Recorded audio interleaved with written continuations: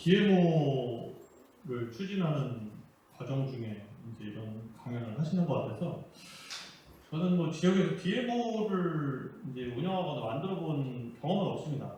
근데 저는 이제 오랫동안 여행업에 종사를 했었었고요. 여행업에 투신한 지가 20년 차네요. 20년이 넘었는데 99년도에 여행사에 처음 입사를 했거든요. 지금 뭐 이래저래 사실 여행업을 하고 있진 않지만 저는 여행 직종에 있다고 지금 믿고 일을 하고 있거든요. 그래서 제가 지역에서 하는 이런저런 활동들은 전부 다 키워드가 여행이에요. 왜냐하면 저는 평생 다녔던 직장이 여행 덕분이었기 때문에 여행업을 모릅니다 사실. 근데 지역에 내려왔더니 뭐 관광공사라든가 각 관광 단체 문체부 이런 데서 지역을 관광 자원화 시키고 이제 그룹화 시키고 이러면서 DMO도 만들고 뭐 이런저런 활동들을 많이 하더라고요. 근데 이제 저는 서울에서 나고 자랐기 때문에 사실 지역에서 이렇게 벌어지는 것들에 대한 이해도나 인식이 없었어요. 근데 제가 5년 전에 느닷없이 순창을 연고도 없는데 내려가면서 제가 이제 지역살이가 시작이 된 거거든요. 그러다 보니까 어떻게 지금까지 이렇게 이 자리에까지 오게 됐습니다. 사실 저는 말씀드린 것처럼 저는 여행업에서도 굉장히 직종이 다양해요. 해외여행 파트에서도.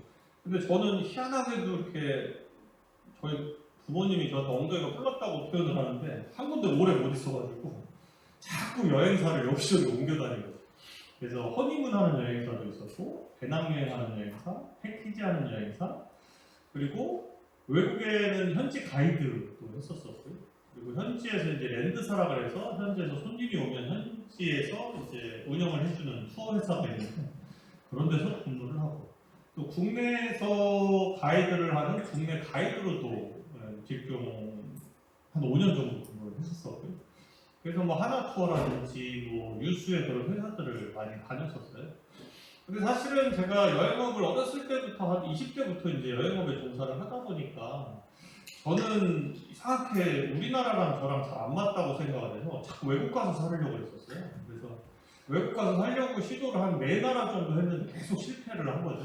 그래서 체코에 가서도 살고 체코에 제가 중앙역에 그 여행 안내소 직원을 했었어요. 체코 중앙역.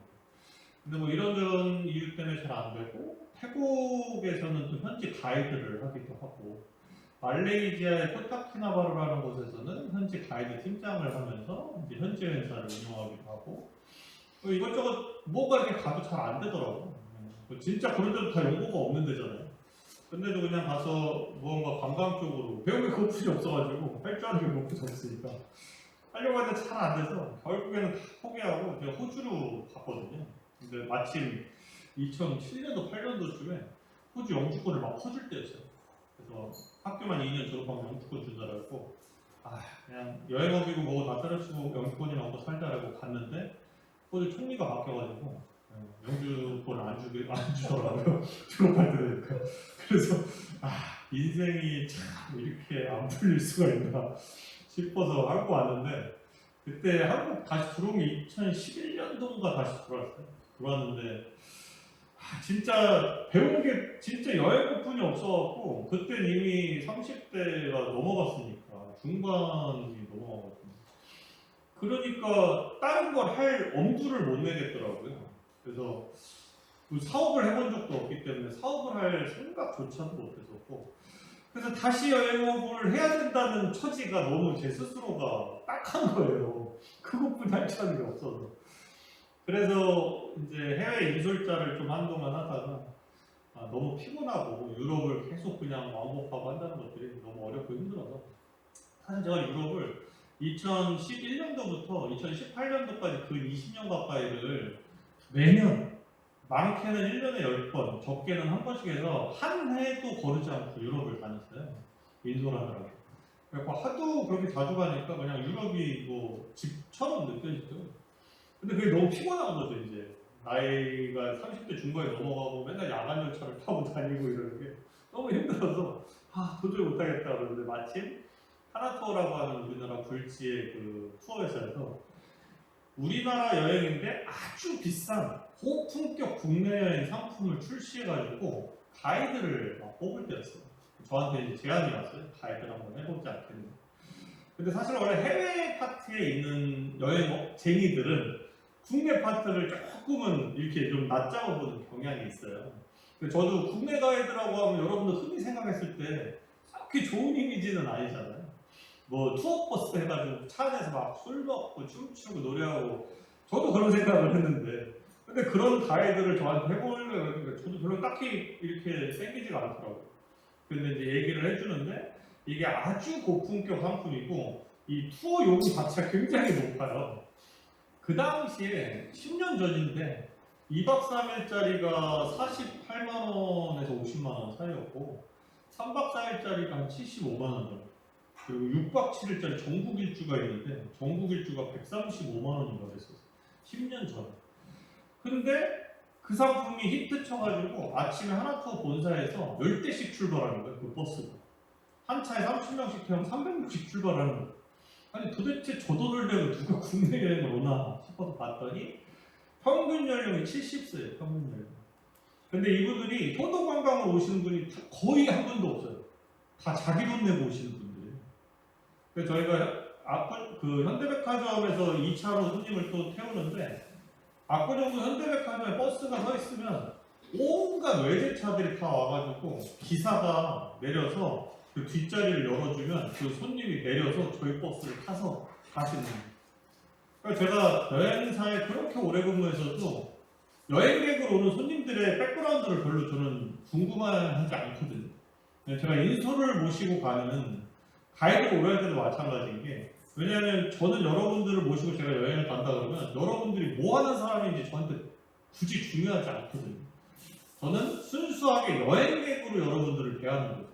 그래야 여러분들한테 사심 없이 뭐 다른 마음 없이 이 여행에 대한 설명을 해드릴 수 있는데 뭐 예를 들어서 여기 전직 대통령이 와 있다거나 이러면 제가 부담돼서 더 말을 못하고 신경이 쓰일 수밖에 없잖아요. 그래서 저는 원래 일절 물어보질 않습니다. 그 사람이 뭐 했는지. 누가 봐도 알만한 연예인이라면 할 수 없겠지만 근데 저는 거꾸로 그 손님들이 궁금하더라고요. 도대체 이 어르신들 뭐 하던 사람들인가. 그래서 그 다음부터 이제 친해지면 제가 손님들한테 여쭤봐요. 어떤 일을 하시던 분이세요? 다 은퇴를 하신 분이셨을 테니까. 보니까 뭐 전직 장관분도 계시고 교수, 의사, 판사, 검사 이렇게 다 하이칼라 분들이시더라고요. 근데 이분들이 이게 너무 편한 거예요.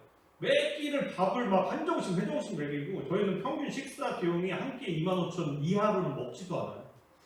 숙소도 다 5성급 호텔에서 주무시고 그러니까 어르신들이 그냥 와보고 편안하게 2박 3일을 놀다가 가시니까 다음에는 저 친구랑도 그 다음에 저 친구랑도 여러 번 오셔갖고 저희랑 굉장히 자주 만나는 거예요.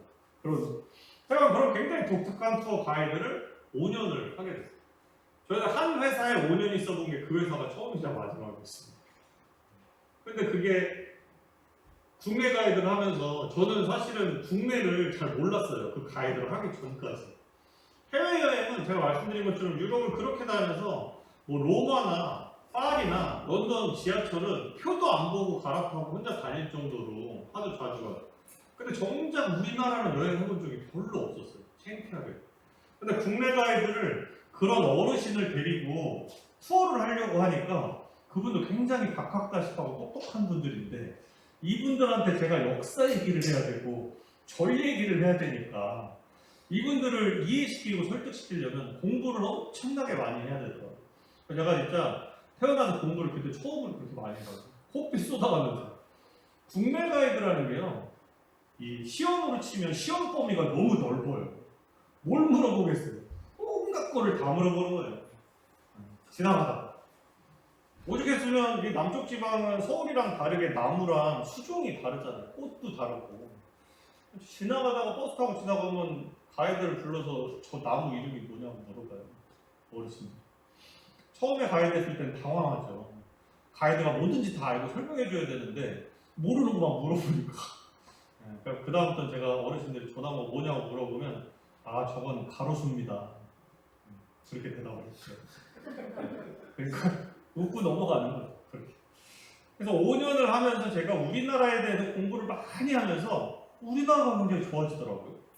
야 우리나라도 좋은 데가 이렇게 많구나. 라고 처음 알았고, 저희 투어 상품 중에 한려수도라는 2박 3일짜리 상품이 있어요. 구례로 내려와가지고요. 구례 방향 그래갖고 이렇게 남해까지 한 바퀴 돌아서 마지막이 하동을 왔다가 서울 올라가는 코스였어요. 그래서 저기 거제도에 그 삼성호텔에서 자고요. 거기서 아침 일찍 출발해가지고 여기로 쌍계사. 그래서 쌍계사 갔다가 여기서 점심을 뭐 제철국을 먹을 때도 있고 굴에 넘어가서 뭐 산책 비빔밥 정식을 먹을 때도 있고 그러고 이제 서울 가는 코스였어. 하동을 그래서 덕분에 많이 오게 됐었습니다. 와보니까 좋잖아요. 하동이 벚꽃이 흐드러지게 피고 막 이런 것들 보면서 섬진강 지나가고 하는 게 너무 좋았어요.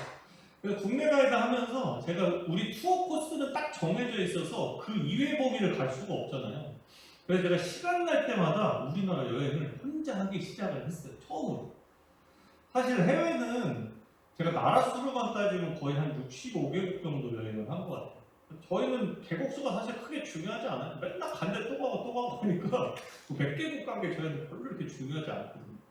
근데 꽤 많이 다닌 정도라고 생각했는데 우리나라는 알면 알수록 일단 저희는 베이스가 깔려 있잖아요. 역사도 배우고 이런저런 이런 히스토리를 알고 우리나라를 대하니까 달라지는 거예요. 그러니까 더 공부하니까 여기 이런 게 있구나 재밌는데 또 어디는 누가 하는 게스트하우스는 굉장히 독특하대. 그러니까 가보게 되고. 그래서 최근에 제가 하동 왔었던 거는 저기 하늘호수 쉼터인가요?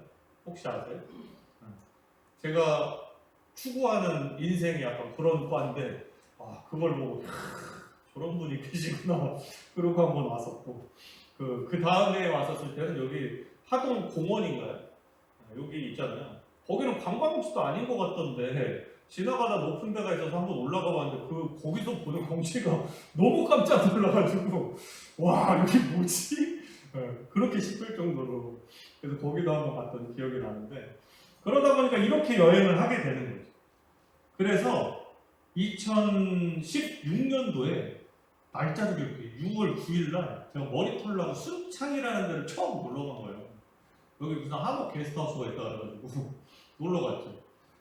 근데 진짜 순창하면 여러분들 아는 거 딱 하나뿐이 없죠. 뭐 알아요? 그거 말고 뭐 알아요? 없죠. 다 그래요. 그리고 순창 가본 적 혹시 있으세요? 있으세요? 왜요? 강천산? 네, 순창 차이라고 있나고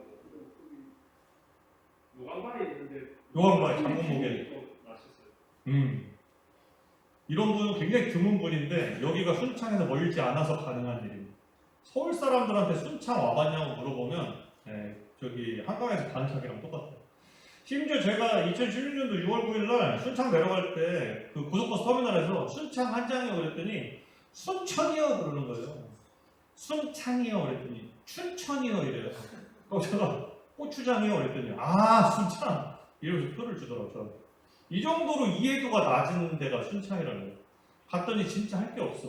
볼 것도 없고. 게스트하우스에서 누워있다가 아무것도 안 하고 그냥 게스트하우스에 누워있으니까 일주일이 지난 거예요. 근데 그 주인장하고만 친해진 거죠. 게스트하우스 주인장하고. 한참 얘기하다가 이제 집에 가려고 하여튼 갑자기 그 주인장이 저한테 너 혹시 내가 여기 한옥 게스트하우스였는데 방 하나 내줄 테니까 여기 카페 한번 해볼래? 그런 거예요. 그 주인장이. 느닷없이 저한테. 근데 제가 그 얘기를 딱 듣는 순간 무언가 아이디어가 한 10개 정도 막 떠올라서 갑자기 그래서 이거 재밌겠는데 하는 생각이 든 거예요. 카페는 사실 생각이 없었고요. 다른 아이디어가 떠올랐는데 이걸 하려면 내가 여기서 먹고 살아야 되니까 먹고 살려면 카페라도 해야 되겠구나 라고 해서 카페를 생각한 거예요. 그래서 진짜 연고도 없고 아는 사람은 한 명도 없는 이 순창에 6월 9일날 제가 처음 갔다가 7월 13일날 짐을 싸가지고 내려갔어요. 순창. 그래서 8월달에 한 달 동안 공사를 해서 9월달에 카페를 오픈했어요. 그게 지금까지 이루어집니다. 그래서 5년 동안 순창에 제가 있었었고요. 지금은 순창의 그 업장을 카페 영업은 안 하고 있어요. 세종에 저희가 이 방랑사랑 2호점을 내가지고 조치원이라고 하는 곳에서 지금 오픈한 지 2달 돼서 거기가 지금 대박이 나는 관계로 순창을 신경을 못 쓰고 있는 거예요. 그래서 제가 지금 준비한 내용은 모든 내용이 다 여행이에요. 말씀드린 것처럼 저는 여행 말고는 할 줄 아는 게 없었거든요. 근데 여행을 다니다 보니까 보고 들은 경험한 것들이 너무 많은 것들이죠. 그래서 이거를 지역에서 이런 거 한번 해보면 재밌겠는데 라고 시작을 한 거예요. 그러니까 저는 관통하는 모든 키워드는 저는 다 여행이었던 거예요. 근데 희한하게도요, 저는 여행을 하고 있는데 사람들이 자꾸 저한테 문화기획 한다고 그러고 뭐 로컬 크리에이터라고 그러고 뭐 도시재생 전문가라고 그러고 자꾸 그래요. 그래갖고 저는 전국의 도시재생센터에 똑같은 내용을 가서 과연 엄청 해요. 저는 지난달에는 제주도 비행기표까지 대주더라고요. 제주도 도시재생센터에서도 똑같은 얘기를 강해요. 그러니까 여행이 저는 다 아우를 수 있는 언어라고 생각을 하는 거거든요. 근데 여기서 여러분들이 생각하는 여행과 제가 생각하는 여행의 정의가 다릅니다. 여행이라고 하는 거 일반적으로 흔히 생각하는 게 그거잖아요. 사전적인 정의도 마찬가지인데 집을 나와서 어떤 목적지를 정해놓고 거기까지 가는 여정과 교통과 거기를 이용해서 가서 먹고 체험하고 자고 다시 돌아오는 일련의 과정을 여행이라고 한다고 합니다. 사전적인 의미. 여러분들도 크게 거기서 변하지 않는 생각이 들어요.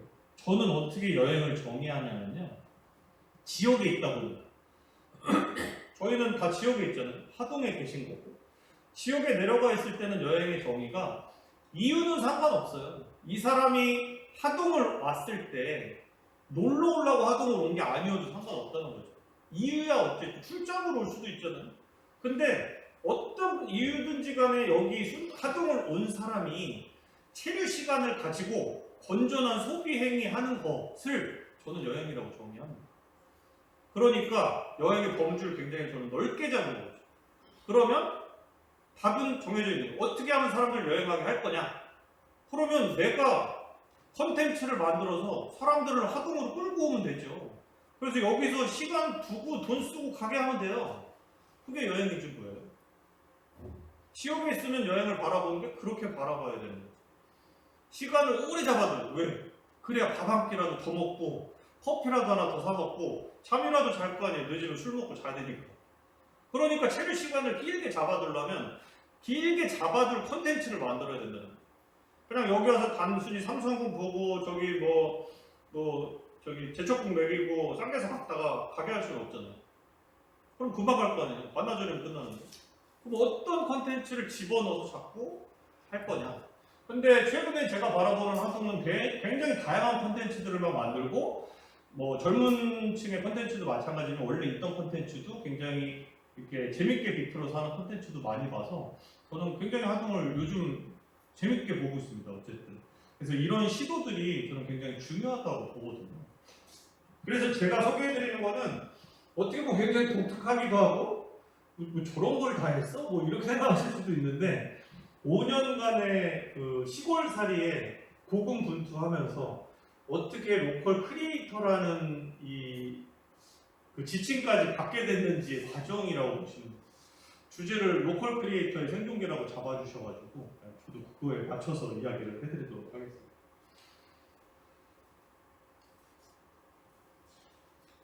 이거는 제가 처음에 오픈했었던 4평짜리 카페가 아니고요. 한 번 옮겼었어요. 이거는 뒤쪽에 또 나오니까 알려드리도록 하겠습니다. 그래서 제가 지역에 살기로 결정을 하고 나서 저의 키워드는 이거였어요. 내가 여행을 많이 다니면서 이렇게 보니까 제가 예전에 여행 커뮤니티도 운영을 했었어요. 세계일주 클럽이라고 옛날 싸이월드라는 거 아시죠? 그거 할 적에도 한 6,000명? 뭐 7,000명 이 정도 되는 클럽을 운영했었어요. 그래서 거기서 많은 친구들을 만났고 거기서 만난 친구들이 세계 일주를 떠난 친구들이 굉장히 많았었어요. 그 당시 그게 뭐 2002년도에 제가 그걸 처음 만들었으니까 2002년부터 해서 2005년, 6년 뭐 이때 세계 일주 하는 친구들 많았었어요. 정보가 없었을 뿐이지. 지금은 SNS 때문에 정보를 많이 얻잖아요. 그 당시 되게 많았어요. 근데 그런 친구들을 너무나도 많이 만났어요. 정말 흔하게. 너무 흔하게 만났어요. 여러분들 아마 살면서 한 번도 못 볼 수도 있는데 저는 주변에 발로 차이는 게 세계 일주 갔다 온 애들이었어요. 그 당시에. 근데 그런 친구들한테 제가 강연 기회를 많이 주기도 하고 어떤 공간을 만들어서 이런 것들을 하기도 했었는데 세계 일주를 갔다 온 친구들의 이 과정들을 제가 이렇게 지켜보니까 세계 일주라는 거 인생에서 한번 하기도 힘들잖아요. 근데 세계 일주씩이나 하고 와서 이렇게 하는 걸 과연 봤더니 남들과 별반 다르지 않은 그런 어떤 콘텐츠와 인생을 살더라 이거예요. 잘 나가봐야 여행 강연하고 책 쓰고 그걸로 나는 여행자로서의 어떤 아이덴티티가 결정이 돼서 그런 걸로 이제 유명세를 떨치거나 그 이상도 없다는 거죠. 그래서 저는 그런 강연은 잘 안 했었어요. 여행 관련된. 근데 거꾸로 제가 지역에 내려가면서 나처럼 여행을 많이 다녔던 사람이 지역에 순창하면 떠오르는 게 고추장뿐이 없는 동네인데 제가 어떤 콘텐츠를 만들어서 순창이 고추장 말고 그 무언가 여행 또는 어떤 콘텐츠로 기억될 수 있다면 그렇게 만든 여행자는 정말 저는 여행자의 끝판왕일 것 같은데 라는 생각을 한 거죠. 그래서 내가 한번 바꿔보자 로컬을. 그래서 여행자가 바꾸는 로컬을 제 모토로 사는 거예요. 순창에 내려갔어요. 근데 그냥 바꾸면 안 되니까 뭐 제가 출렁다리를 건설하거나 뭐 여기 뭐 영남 알프스에 짚라인을 깔거나 할 수 없잖아요. 그래서 컨텐츠를 만드는 게 저는 가장 쉬운 거죠. 이건 제 머리만 있으면 할 수 있는 거죠. 그래서 힙하고 핫하고 왜? 남들 다 하는 거 똑같이 따라해봐야 오지도 않아요. 이런 것들을 했더니 저를 자꾸 이렇게 부르더라 이거죠. 저는 이런 걸 해본 적이 없는데 말씀드린 것처럼 여행만 하던 애가 갑자기 시골 내려가서 제가 여러 가지 아이디어를 막 생각해서 막 전개를 해나가는데 사람들이 저한테 제일 먼저 칭했던 말이 문화기획자였어요. 저 같은 사람은 문화기획자라고 한대요. 근데 저는 문화가 뭔지도 모르는데 나보고 자꾸 문화기획자래. 그래갖고 제가 내려온 다음에 몇 년 있다가 그 문화기획자가 과연 뭔가 찾아봤어요. 그랬더니 서울에 있을 때는 잘 몰랐는데 지역을 내려오니까 무슨 다양한 지원과 교육 같은 것들이 많더라고요. 그래서 지역에서 문화기획자를 양성하는 프로그램이 전국적으로 있었어요. 지금도 있어요. 그래서 지역문화 전문 인력 양성 과정이라는 이런 게 있습니다. 이게 도 단위로 보통 하거든요. 그래서 경남 같은 경우는 합동에서 자체적으로 하지 않고요. 아마 경남문화재단이나 뭐 이런 데서 할 거예요. 그러면 아마 김해 내지는 저번에 보니까 합천, 김해 뭐 이런 데서 교육을 하더라고요. 저희도 역시나 순창에 하려고 했더니 없어서 전라북도니까 저희는 제일 가까운 데가 완주문화재단에서 하더라고요. 그래서 거기서 가는데 1시간, 오는데 1시간인데 일주일에 2번씩 6개월 동안 제가 한 번도 안 빠지고 들었어요. 문화기획자가 뭔지 몰라가지고 문화기획자 공부를 하려고. 다 끝나고 나니까 6개월 동안 좀 많이 배웠어요. 아, 이런 것들이 문화기획이고 문화라는 걸 이렇게 칭하는구나. 우리가 흔히 알던 거랑 좀 다르더라고요. 끝나고 났더니 발표를 시켜요. 6개월 동안 배운 거 가지고 네가 그러면 순창에서 할 거를 좀 한번 기획해봐라. 그래서 발표를 했죠. 발표했더니 한 15명 교육생이었는데 저희가 너무 먼 데서 왔다 갔다 하는 게 가락해서 그런가 거기서 우수 교육생을 뽑아줬어요. 한 명 뽑힌 거예요. 근데 한 명 뽑은 걸 끝날 줄 알았더니 보니까 그게 전국에서 같은 그 수강생들이 있더라고요. 그래서 각 그 교육 주체별로 우수 교육생을 다 한 명씩 뽑았더라고요.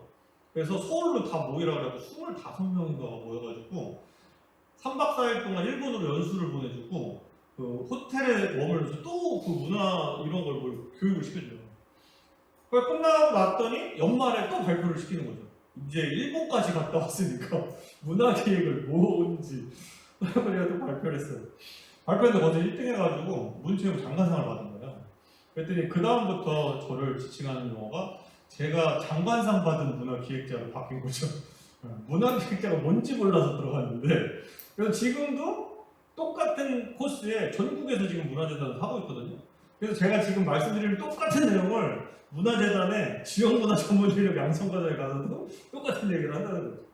근데 저는 제가 했던 컨셉도 그렇고 기획도 그렇고 다 여행이었어요. 저한테는. 근데 제가 다양한 그 지원 사업이라든지 공모 사업을 많이 해봤더니 사람들이 굉장히 저를 독특하게 보더라고요. 왜냐하면 관광가에서 말하는 관광을 가지고 문화판에 가서 떠들었더니 문화판에 있는 사람들이 저를 너무 특이하게 보는 거예요. 국토부에서 하는 문화적 도시재생 판에 가서 제가 얘기했더니 저런 게 있어? 우리나라 왜 칸막이 행정이 심하다고 그러잖아요. 몰라요 여기는. 저는 이 얘기하고 있는데 이쪽 가면 모르고 저쪽 가면 모른다는 거예요. 그러니까 공모 사업을 저는 굉장히 합격률이 높게 공모를 해가지고 사업을 따가지고 진행을 많이 했었어요. 그래갖고 이런 용어들을 저를 불리는데 저는 어디 가서도 지금도 제가 문화계자라고 얘기하지 않아요. 창피해서 저 스스로를. 그리고 관광부의 PD는 제가 지역에 내려갔더니 한국관광공사, 지금은 관광공사지만 그전에는 문체부에서 문화관광연구원이라는 곳에서 지역에 이런 DMO를 만들고 이전 단계로 지역에 저희처럼 PD 같은 사람 한 명을 뽑아서 지역 공동체들을 육성하고 발굴하고 만들고 키워내는 것들을 해보자 라는 사업을 했었어요. 제가 7기니까 이미 7년째 해오던 사업이었었고 굉장히 잘 됐었죠. 그래서 산림청에서도 똑같은 걸 만들어서 그루 매니저라는 걸 만들게 됐죠. 그래서 형식은 똑같아요. 지역에서 어떤 자원을 가진 공동체를 발굴해갖고 육성하고 키워내자. 이게 DMO랑 거의 같은 개념이라고 보시면 되겠죠. 그래서 이거를 신청해갖고 제가 순창 관광부의 PD를 3년 했어요. 그래서 이번에 9월 30일 날 저는 조기 종료를 했어요. 제가 지역을 옮겨가는 바람에 더 이상 지역에서 PD를 할 수가 없으니까 저는 원래 12월 31일까지였는데 9월 30일 날 이제 한 3개월 먼저 종료를 해버렸고 이걸 3년 동안 하면서 지역의 공동체를 발굴하고 찾고 하는 일들을 했었습니다. 근데 제가 해보니까 제가 그냥 잘난 맛에 콘텐츠를 만들고 무언가를 하고 버리고 하는 건 너무 쉽고 잘할 수 있는데 누군가를 육성해서 그들로 하여금 무언가를 하게끔 하는 게 너무 어렵더라고요. 저랑 안 맞더라고요. 그래갖고 다시는 이런 거 하면 안 되겠다.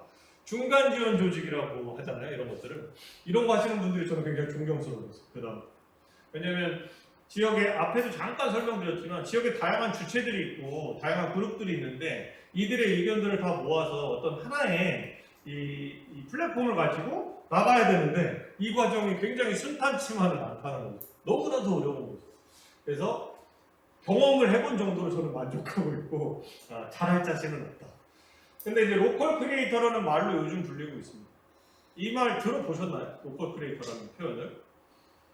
처음에는 이거에 대해서 이해도가 많이 없으셔가지고 이거 얘기하면 다 유튜브 하시는 줄 알아요, 사람들.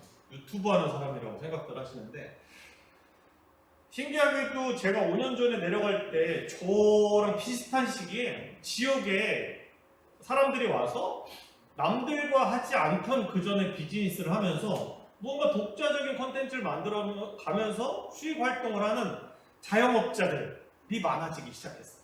독특하게. 그러니까 그런 것들 자체가 관광 상품화가 돼가고 있던 때였는데 그래서 한 3년 전부터 이런 사람들을 서울에 있는 모 회사가 로컬 크리에이터라고 표현을 하기 시작을 했어요. 지역에서 지역 자원을 활용해서 남들과 다른 어떤 크리에이티브한 일을 하는 사람이다. 그래서 로컬 크리에이터라는 표현을 쓰기 시작했는데 요거를 또 중기부에서 덥석 물어가지고 박영선 장관이 당시 작년에 로컬 크리에이터 활성화 지원 사업이라는 걸 만들어가지고 정부에서 공론화 시켜버린 거예요. 그래서 그전에는 저희 같은 사람들이 그냥 뭐 어떤 한 단체에서 그렇게 만든 말이지 우리를 통용하는 말이 아니었는데 이걸 중기부에서 만들어버리고 전국적으로 이거를 지원 사업에서 뽑아버린 거예요. 그래서 아예 명명을 해버린 거죠. 로컬 크리에이터라고. 그러니까 갑자기 이렇게 뜨게 됐는데 창업 지원 사업입니다, 이게. 중기부는 원래 색깔이 그래요. 창업 지원이에요. 결과물인 거죠. 그래서 문체부하고 중기부하고 국토부하고 이 마지막에 나오는 결과물이 요구하는 게 다 다르죠. 문체부는 굉장히 이렇게 형이상학적인 무슨 뭐 예술을 향유하거나 뭐 이런 뭐 수치적으로 제어할 수 없는 표현들을 이렇게 좋아하는데 중기부 같은 경우는 굉장히 수치적으로 우리가 3천만 원 지원했으면 3천만 원 이상의 매출을 이뤘거나 법인화를 했거나 이런 것들 아주 텍스트적으로 나올 수 있는 만 이런 것들을 요구하는 거죠. 그래서 창업 지원을 해주는데 3천만 원 지원해줬어요.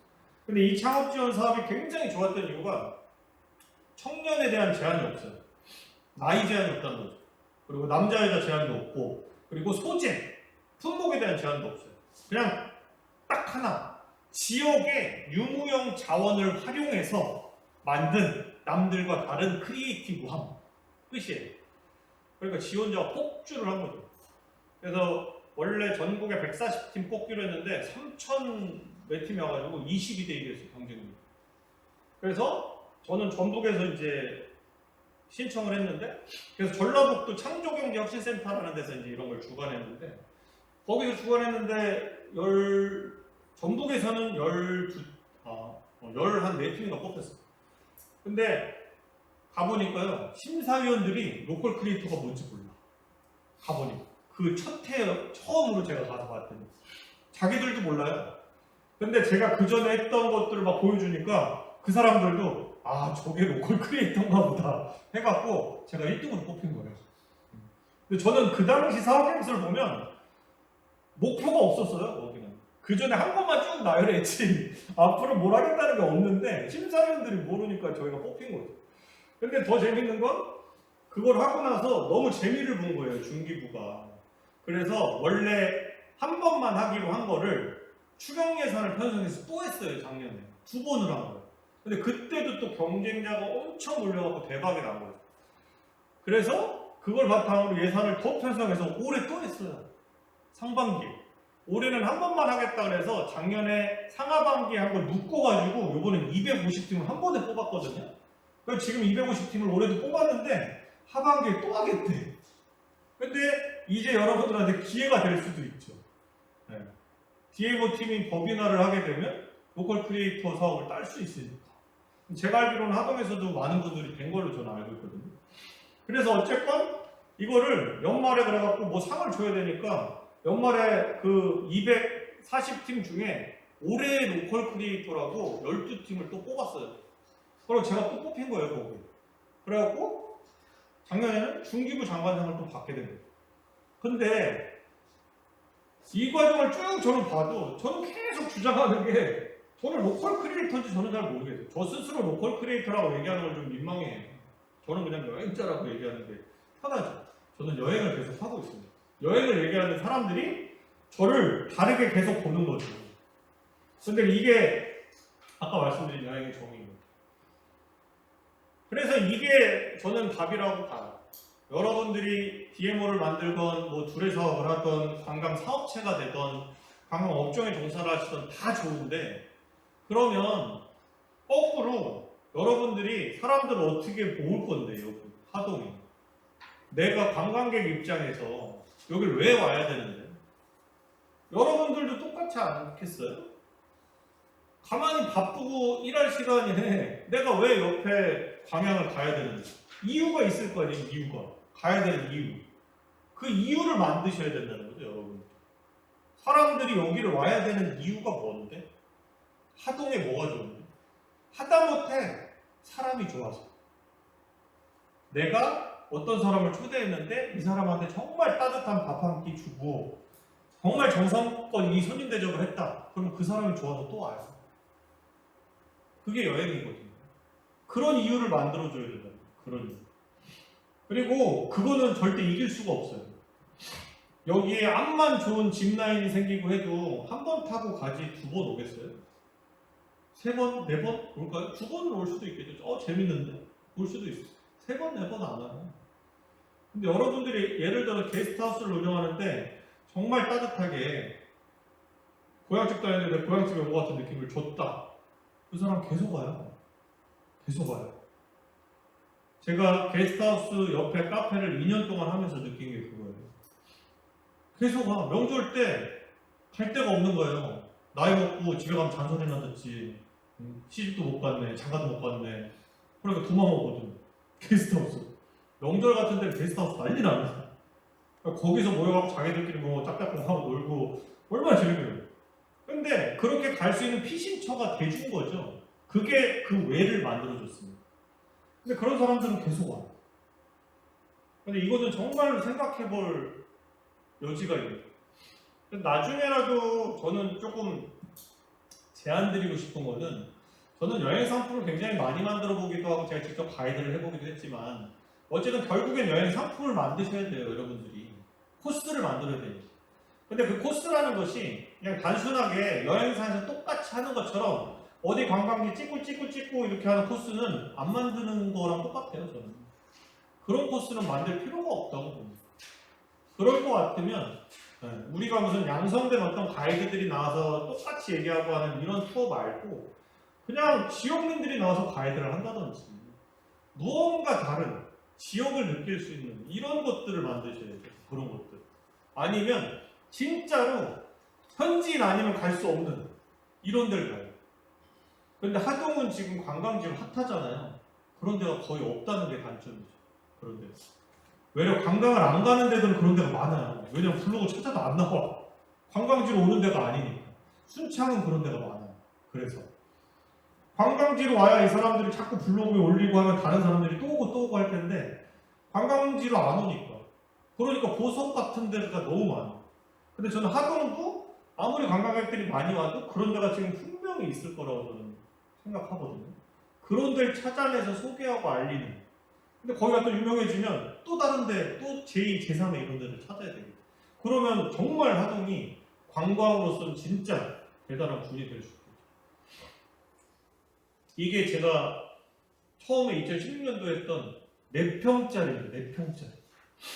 4평짜리 카페인데 4평이면 상상이 잘 안 되실 거예요. 이렇게 한 요만큼 되는 것 같아요. 꽉 들어차면 6명 앉을 수 있어요. 너무 좁아갖고 커피 머신도 없어갖고 제가 요새 핸드드립으로 이렇게 해갖고 줘야 되는데 6명 이렇게 앉아야 되니까 다 저를 쳐다보고 앉아있어요. 그러니까 이 사람들이 자기들이 못 떠들어요. 제가 다 듣고 있어가지고 저랑만 얘기해야 돼요. 일종의 토크 카페 같은 그런 개념이었는데 다행히도 제가 여행업에 오래 있으면서 사람들하고 얘기하고 하는 것들을 즐겨서 해서 그 사람들이 심심하지 않는 거죠. 그래서 여행 와서 게스트하우스에 또 마침 있기 때문에 혼자 여행 온 사람들이 많았거든요. 그 사람들이 들어와서 그냥 거기 또 그냥 앉아갖고 저희 또 맥주도 팔아서 커피 먹고 맥주 먹고 그리고 제가 이걸 2년간 하면서 솔직히 돈 많이 벌었어요. 나가는 돈은 없는데 사람들이 와서 주구장창 앉아갖고 6명이 앉아서 맥주 먹고 뭐하고 그러고 있어요. 그래서 이렇게 시작을 해서 제 스스로가 아는 사람이 아무도 없었다 그랬잖아요. 제 스스로가 브랜딩을 해야 되겠다고 생각을 했어요. 그래서 진짜로 머리를 저러고 다녔어요. 4개 머리를 해가지고 알록달록하고 지금은 4개 머리를 풀러갖고 엄청 얌전해진 건데 저 때는 저러고 다녔어요.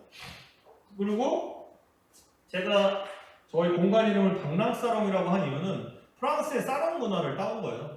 그래서 다양한 사람들이 와서 여기서 이런저런 얘기를 해가지고 무언가 좀 발전시켜 나갈 수 있는 공간을 만들자. 그래서 저는 여행자 숙소, 뭐 여행자 카페 이런 말 별로 안 좋아하거든요.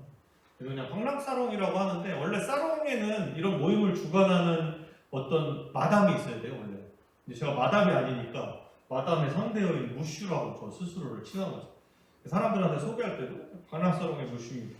그래서 젊은 친구들도 저한테 그냥 무슈 그냥 그렇게 존칭이 따로 없는 그렇게 저 스스로를 브랜딩해서 지역에서 자리 잡았는데 저 이러고 순창 여기 인구가 얼마나 되죠? 여기 하도? 한 5만 되나요? 4만 3천? 순창 2만 7천이에요. 읍내에 8,000명 살아요. 근데 저러고 돌아다닌다고 생각을 해보세요. 읍내가 반경 2km 안에 다 있거든요. 근데 저러고 돌아다녀요. 사람들이 다 보면 저를 보고 이 외국 사람인 줄 알고 저는 인사도 안 받아주고 근데 너무 특이하잖아요. 금방 눈에 띄잖아요. 그러니까 그래갖고 저희 제일 많이 왔던 손님이 당시 순창 군수님이에요. 저러고 돌아다녀요. 저는 군수님이 뭔지 제가 뭐 서울에서 할 때는 공무원들 얼굴 볼 일도 없잖아요. 솔직히 근데 왔는데 군수님이라고 허겁지겁 들어가지고 혼자 저희가 군청 바로 앞에 있었거든요. 허겁지겁 들어가지고 어디서 소문을 듣고 오셨는가 저보고 네가 걔냐? 그러더라고요. 걔가 누군데요? 자기 군수래. 앉으세요. 그리고 커피 드리면서 이렇게 인사했는데 저는 이제 삐딱하게 앉아갖고 그랬는데 알고 보니까 군수님이 동네 뭐 영주급이더라고요. 나가니까 막 홍해바다 갈라주듯이 사람들 막 있어갖고 지금도 군수님이십니다. 근데 어쨌든 그때부터 저를 굉장히 좋게 봐주셔서 저랑 이런저런 얘기를 하면서 제가 뭐 굉장히 다양한 아이디어들을 갖고 있었기 때문에 군수님하고 막 얘기를 하면 그 다음부터 담당 바, 실, 과장, 공무원들을 저한테 계속 보내는 거예요. 하고 저랑 얘기하고 오랬대. 뭔 얘기를 해요? 그랬더니 뭐 자기네 과에 대한 거를 뭐 이런저런 걸 저한테 계속 이제 하소연하고 얘기를 하시더라고. 근데 어쨌든 저 때는 그런 걸 잘 모를 때여가지고 그냥 오늘 상대해주고 이랬는데 어쨌든 지역에서 굉장히 빠르게 알려지게 된 계기가 된 거예요. 제가 여기서 말씀드리고 싶은 건 저 브랜딩이 중요하다는 거예요. 브랜딩. 제 스스로. 그래서 순창 갔더니 고추장뿐이 없는 줄 알았더니 이런 말도 안 되는 비주얼을 가진 애가 하는 이상한 카페가 있대. 그래서 저는 제일 먼저 시작했던 게 이 당시에 인스타 마케팅을 했어요. 순창 요즘엔 다 인스타로 쳤더라고요. 저도 연식이 좀 돼가지고 제가 요즘에는 뭐 하는지 잘 몰랐는데 요즘에는 네이버에서 다음에서 찾는 게 아니고 인스타에서 검색을 하더라고요. 맛집을. 그 2016년도에 제가 아는 거예요. 그래서 제가 순창을 검색해봤더니 순창에 아무것도 안 떠. 인스타를 뭐 하는 사람이 없어. 그럼 제가 처음으로 순창 하면 순창 맛집, 순창 관광, 순창 여행, 순창만 치면 우리 집이 나오는 거예요. 그래갖고 사람들이 오죽했으면 저한테 와서 아니 순자만 쳤는데 우리 집이 나왔어요. 그래갖고 여기 뭐 하는 데인가 한번 찾아왔다는 거예요. 그래서 여기가 주소를 알고도 찾기가 힘든 골목 안에 있는 집이었는데 광주, 전주에서 사람들이 엄청 찾아오기 시작하고 방송국에서 저를 취재하러 엄청 많이 왔어요. 그래서 방송에 굉장히 많이 나가게 돼서 저 스스로가 관광 자원이 돼버린 거죠. 이게 제가 아까 말씀드린 내가 왜 순창을 가야 되는데 를 만들어준 거죠. 광주에서 30분도 안 걸리거든요. 광주 광역시에서. 근데 사람들이 순창을 안 와. 담양은 많이 가는데 담양 바로 옆에 있어서 순창 왜 안 가냐? 말씀드린 것처럼 가야 될 이유가 없는 거예요. 뭐가 없으니까. 근데 이걸 만들어 놓으니까 사람들이 오는 거예요. 다 와서 하는 소리가 순창이 생각보다 되게 가깝대. 근데 전라북도와 전라남도의 경계에 있다 보니까 심리적으로 우리는 전라북도니까 먼 거예요. 근데 외려 전라북도의 제일 큰 도시 전주는 한 40분, 50분 걸리거든. 광주가 더 가까워. 근데도 그런 거죠. 근데 어쨌든 전라북도에도 알려지니까 전주 사람도 오고 광주 사람도 오고. 그래서 제가 지금은 매출이 훨씬 더 높지만 돈은 이때 가장 많이 벌었었던 셈이에요. 나가는 돈이 없어서. 제가 이때부터 말씀드린 게 컨텐츠인데요. 공간과 브랜딩은 그렇게 구성을 해놓고 저는 원래 카페를 하려고 했던 게 아니라고 제가 말씀드린 것처럼 저는 어떻게 하면 사람들이 순창을 올까를 고민한 거예요. 제일 먼저 떠올랐던 게 페스티벌이었어요. 그것도 뮤직 페스티벌. 근데 우리나라 내노라고 굉장히 잘하는 이 페스티벌 많습니다. 근데 제가 국내 가이드를 하면서 우리나라를 다니면서 우리나라 투어를 다니다 보니까 우리나라 축제 굉장히 많잖아요. 제가 조사해보니까 우리나라의 축제가 2만 개가 넘는데 하동도 있죠. 차 축제 있을 거고 또 뭐가 있죠? 하동 유명한 축제가? 제철 축제. 또 뭐가 있어요? 코스모스 축제. 또 뭐 있나요? 근데 그런 축제가 사실은 굉장히 많잖아요. 이름을 굉장히 알릴 정도가 되지 않으면 그런 축제가 너무 많은 게 단점이죠. 그래서 우리나라에서도 외국인들이 찾을 만한 그런 축제들이 몇 개 있어요. 뭐 보령 워드 축제라든지, 뭐 진주 남강 유등 축제라든지, 화천의 산천어 축제라든지 이런 축제들은 실제로 외국 사람들도 굉장히 많이 오는 즐겨 가고 싶은 축제예요. 근데 거꾸로 2만 개 중에 그렇게 10손가락 꼽을 정도로 축제가 많다면 그 예산들은 다 쓸모없는 예산이라는 거죠. 그렇게 따지면. 그래서 저는 거기서 힌트를 얻었어요. 아니 외국은 정말 우리나라에서 심지어 여기 태국 같은 데 가면 송크란 축제라는 걸 해요. 매년 4월 달에 걔네는 이제 뭐 가물고 더운 지방이기 때문에 4월에가 한 해의 시작이라고 보고 올해 농사 풍년 들게 하려고 길거리에서 물을 막 뿌리는 축제를 송크란 축제라고 하거든요. 근데 그게 전국에서 그 송크란 축제를 태국에서 맞이하려고 수백만 명, 수천만 명이 와요.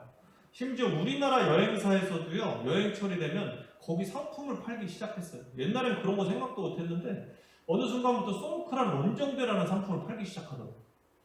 근데 거꾸로 우리나라는 왜 그런 게 없냐? 그러면 이런 축제를 하면 지역에 있는 사람도 잘 안 가고 거꾸로 행사장에는 북적북적 하는데 장돌배기들은 돈 버는데 여기 지역 주민들 상권은 별로 이렇게 썩히 좋은 영향을 못 끼치고 하다못해 내 주머니에 돈 한 푼 안 들어오는데 이 축제 뭐로 하냐 이거죠. 내가 재밌는 것도 아니고. 그래서 저는 사람이고 몇만 명 오는 축제가 아니더라도 지역에 와서 사람들이 오래 체류하고 건전하게 소비를 하면서 우리도 좀 재밌는 이런 축제를 한번 해보자고 기획한 거예요. 그런 것들을 좋은 말로 공정여행이라고 합니다. 근데 이제 우리나라에서 공정여행을 주창하시는 분들하고 저하고는 약간 개념이 달라요. 저는 무조건 지역에서 체류 시간을 늘리고 건전하게 소비를 하는 대신에 그 소비된 것들이 다 지역으로 들어가야 된다고 믿는 거죠. 그리고 기획한 사람들한테도 어느 정도의 수익이 돌아가야 되고 그래야 제가 또 할 수 있는 거죠. 자발적으로. 그래서 제가 하는 것들은 순창 군에서 지원받은 건 거의 없어요. 외부 공모를 따거나 제가 그냥 직접 수익 모델을 만들어서 하는 케이스입니다. 이게 지속 가능한 거죠. 군의 지원을 받아서 계속 운영하는 건 지속 가능하지 않은 거예요. 그걸 지속 가능하다고 생각하시면 안 돼요. 그래서 저희가 제일 먼저 했던 게 뮤직 페스티벌을 생각했는데 재즈로 컨셉을 잡은 거죠. 왜 재즈냐고 물어보시는데 그냥 지역하고 저는 시골이 재즈가 잘 어울릴 것 같았어요. 왜냐면 재즈는 우리가 잘 몰라서 그렇지 익숙하게 듣는 음악입니다. 그래서 이렇게 저 앞쪽에 110호라고 지금 써있는 파란 대문, 저기가 딱 카페 영역이에요. 저만큼. 여기 사람 서 있는데 4평짜리. 그리고 여기가 하도 게스트하우스였으니까 마당이 있어요. 그래서 이렇게 재즈팀을 불러다 공연을 했는데 밤 8시에 제가 2016년도 9월달에 오픈했는데 10월달에 이렇게 했어요. 한 달 만에. 동네 조용한 동네에 갑자기 이렇게 음악을 연주하니까 할머니들이 온 거예요. 쫓아서. 그럼 제가 너무 죄송해서 시끄러워갖고 또 뭐라 그러시는 줄 알고. 근데 할머니들이 그냥 이렇게 쓱 보더니 연주 뭐 하고 있으니까 돌아서 이렇게 뒤에 쭉 앉으시더라고요. 근데 보시면 알겠지만 외국 애들도 되게 많이 왔어요. 여기 원어민 교사들이 순창에도 한 10명 되더라고요. 걔네들을 어떻게 우연히 만나게 돼서 제가 우리 이런 거 하니까 니네 순창에 맨날 할 거 없지. 와, 다 온 거예요. 그 원어민 애들이 다 몰려왔어. 순창에 있는 원어민 애들이. 그러니까 마치 외국 같은 분위기인데 그 할머니들까지 같이 이거를 관람하시는 거예요. 그래서 저는 할머니들 앉아있어도 재즈를 뭐 아실까 싶어서 금방 가실 줄 알았는데 끝날 때까지 앉아계시는 거예요, 할머니들이. 그래서 제가 너무 신기했어요. 그래서 할머니들한테 가서 여쭤봤어요. 할머니 재밌어요? 그랬더니 그 할머니가 이 음악이 뭔지 모르는데 되게 신나고 좋다는 거예요. 막 들썩들썩하고. 그래서 제가 그 순간 뭔가 진짜 한 대 맞은 것 같은 느낌이 들어요. 가만히 생각해보면 이렇게 진짜 눈앞에서 노래 부르고 막 기타 연주하고 두들기고 얘네들이 막 환호성을 부르고 젊은 사람들이 흔히 얘기하는 콘서트장 간 거예요. 쉽게 얘기하면. 근데 이 할머니가 언제 그런 걸 한번 겪어본 적이 있었을까요? 없었겠죠. 근데 갑자기 옆집에서 이거 하니까 들어서 있는데 이 무드, 바이브 이게 너무 좋은 거죠. 그래서 저는 이때 느낀 게 문화라는 게 이래야 되는 게 아닌가라고 생각을 한 거예요. 처음으로. 그래서 정말 고개만 돌리고 손 뻗으면 다야 이게 문화지 이걸 무슨 예술회관이나 문화회관에서 재즈 콘서트 한다 그러면 이 할머니가 평생 이걸 받겠냐고. 안 받겠죠. 옆집에서 하니까 받죠. 그래서 저는 무조건 문화는 이렇게 해야 되겠다. 그래서 제가 생각했던 페스티벌의 모토는 이렇게 마을에서 해야 된다. 그래서 공연장에 크게 막 성대하게 이런 거 말고 그냥 곳곳에서 하자 이렇게 작은 규모로. 그래서 이런 페스티벌을 하기 위해서 노력을 하는 과정이에요. 그렇게 하고 나서 제가 어느 정도 성공을 맛봐서 2017년도에 제가 페스티벌을 만들었어요. 근데 말이 페스티벌이지 제가 문화기획이라는 걸 해본 적이 없다고 그랬잖아요. 그래서 저는 여행 스케줄을 만든 거예요. 왜냐면 그건 제가 잘하는 거니까. 2박 3일짜리 여행 패키지를 짠 거예요. 쉽게 말씀드리면. 왜? 사람들이 2박 3일 동안 있어야 최소한 4끼도 먹고 잠을 2번이라도 자고 하다못해 술이라도 사먹을 거 아니에요. 그래서 2박 3일짜리를 만든 거예요. 그래서 2박 3일짜리 중에 목요일날 밤부터 일요일날까지. 근데 이거 다 제 돈으로 한 거거든요. 그래갖고 돈 받아야 되잖아요. 그래서 유료로 했어요. 어느 사람 입장료. 근데 전 몰랐는데 서울 살면 당연히 이런 거 이렇게 입장하면 돈 내야 되는 걸 당연시하게 생각했더니 시골은 다 공짜더라고요. 나도 이거 하려고 했더니 동네 분들이 이거 돈 내면 누가 오냐고. 근데 제가 홍보를 하도 많이 해놓으니까 어르신들이 온 거예요. 그 앞에까지. 왔는데 여러 명 와갖고 돈 내라 그러니까 가기도 뭐하고 안에 들어가기도 뭐하고 그래갖고 지역분들한테 제가 5,000원 할인해줘가지고 외집분들은 10,000원, 지역분들 5,000원 대신 들어오면 커피도 공짜로 주고 뭐 기념품도 주고 5,000원 이상의 값어치를 드렸죠. 근데 이 사람들한테 그게 첫 경험인 거예요. 지역에 와서 내가 돈을 내고 무언가 어떤 컨텐츠를 소비한다? 이런 거에 첫 경험을 해보신 거예요. 그래서 저는 자꾸 지역에 이런 경험을 자꾸 해주길 원하는. 그래야 그 다음부터 쉬워지거든요. 누군가 돈 받고 한다 그러면 이 사람들이 자기 한번 해봤기 때문에 돈 내는 게 적어지는 거죠. 거부감. 그래서 아무도 안 올 거라고 생각했는데 300명 왔어요.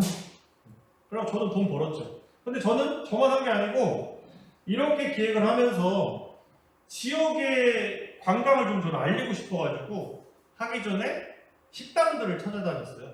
그래서 제가 이런 프로젝트를 하고 외부에서도 사람이 올 텐데 저희가 입장료를 받고 이렇게 팔찌 같은 걸 하나 해줄 거니까 혹시 이 사람들이 이 식당을 찾아오면 1,000원이라도 DC를 해주시면 어떻겠습니까? 나 안 줘도 되고 그냥 DC를 해주시면 어떻겠냐 그랬더니 그분들이 4군데 식당에서 오케이를 해주셨어요. 그래서 그 식당들에 대한 정보를 저 팜플렛 뒷장에 다 써갖고 드렸어요. 그랬더니 손님들이 그걸 보고 300명이나 왔잖아요. 찾아가는 거예요, 그 식당들을. 근데 아까도 말씀드린 것처럼 순창이 관광지로 알려진 곳이 아니기 때문에 거기는 인터넷 쳐도 안 나오는 데인 거죠, 그런 데들이.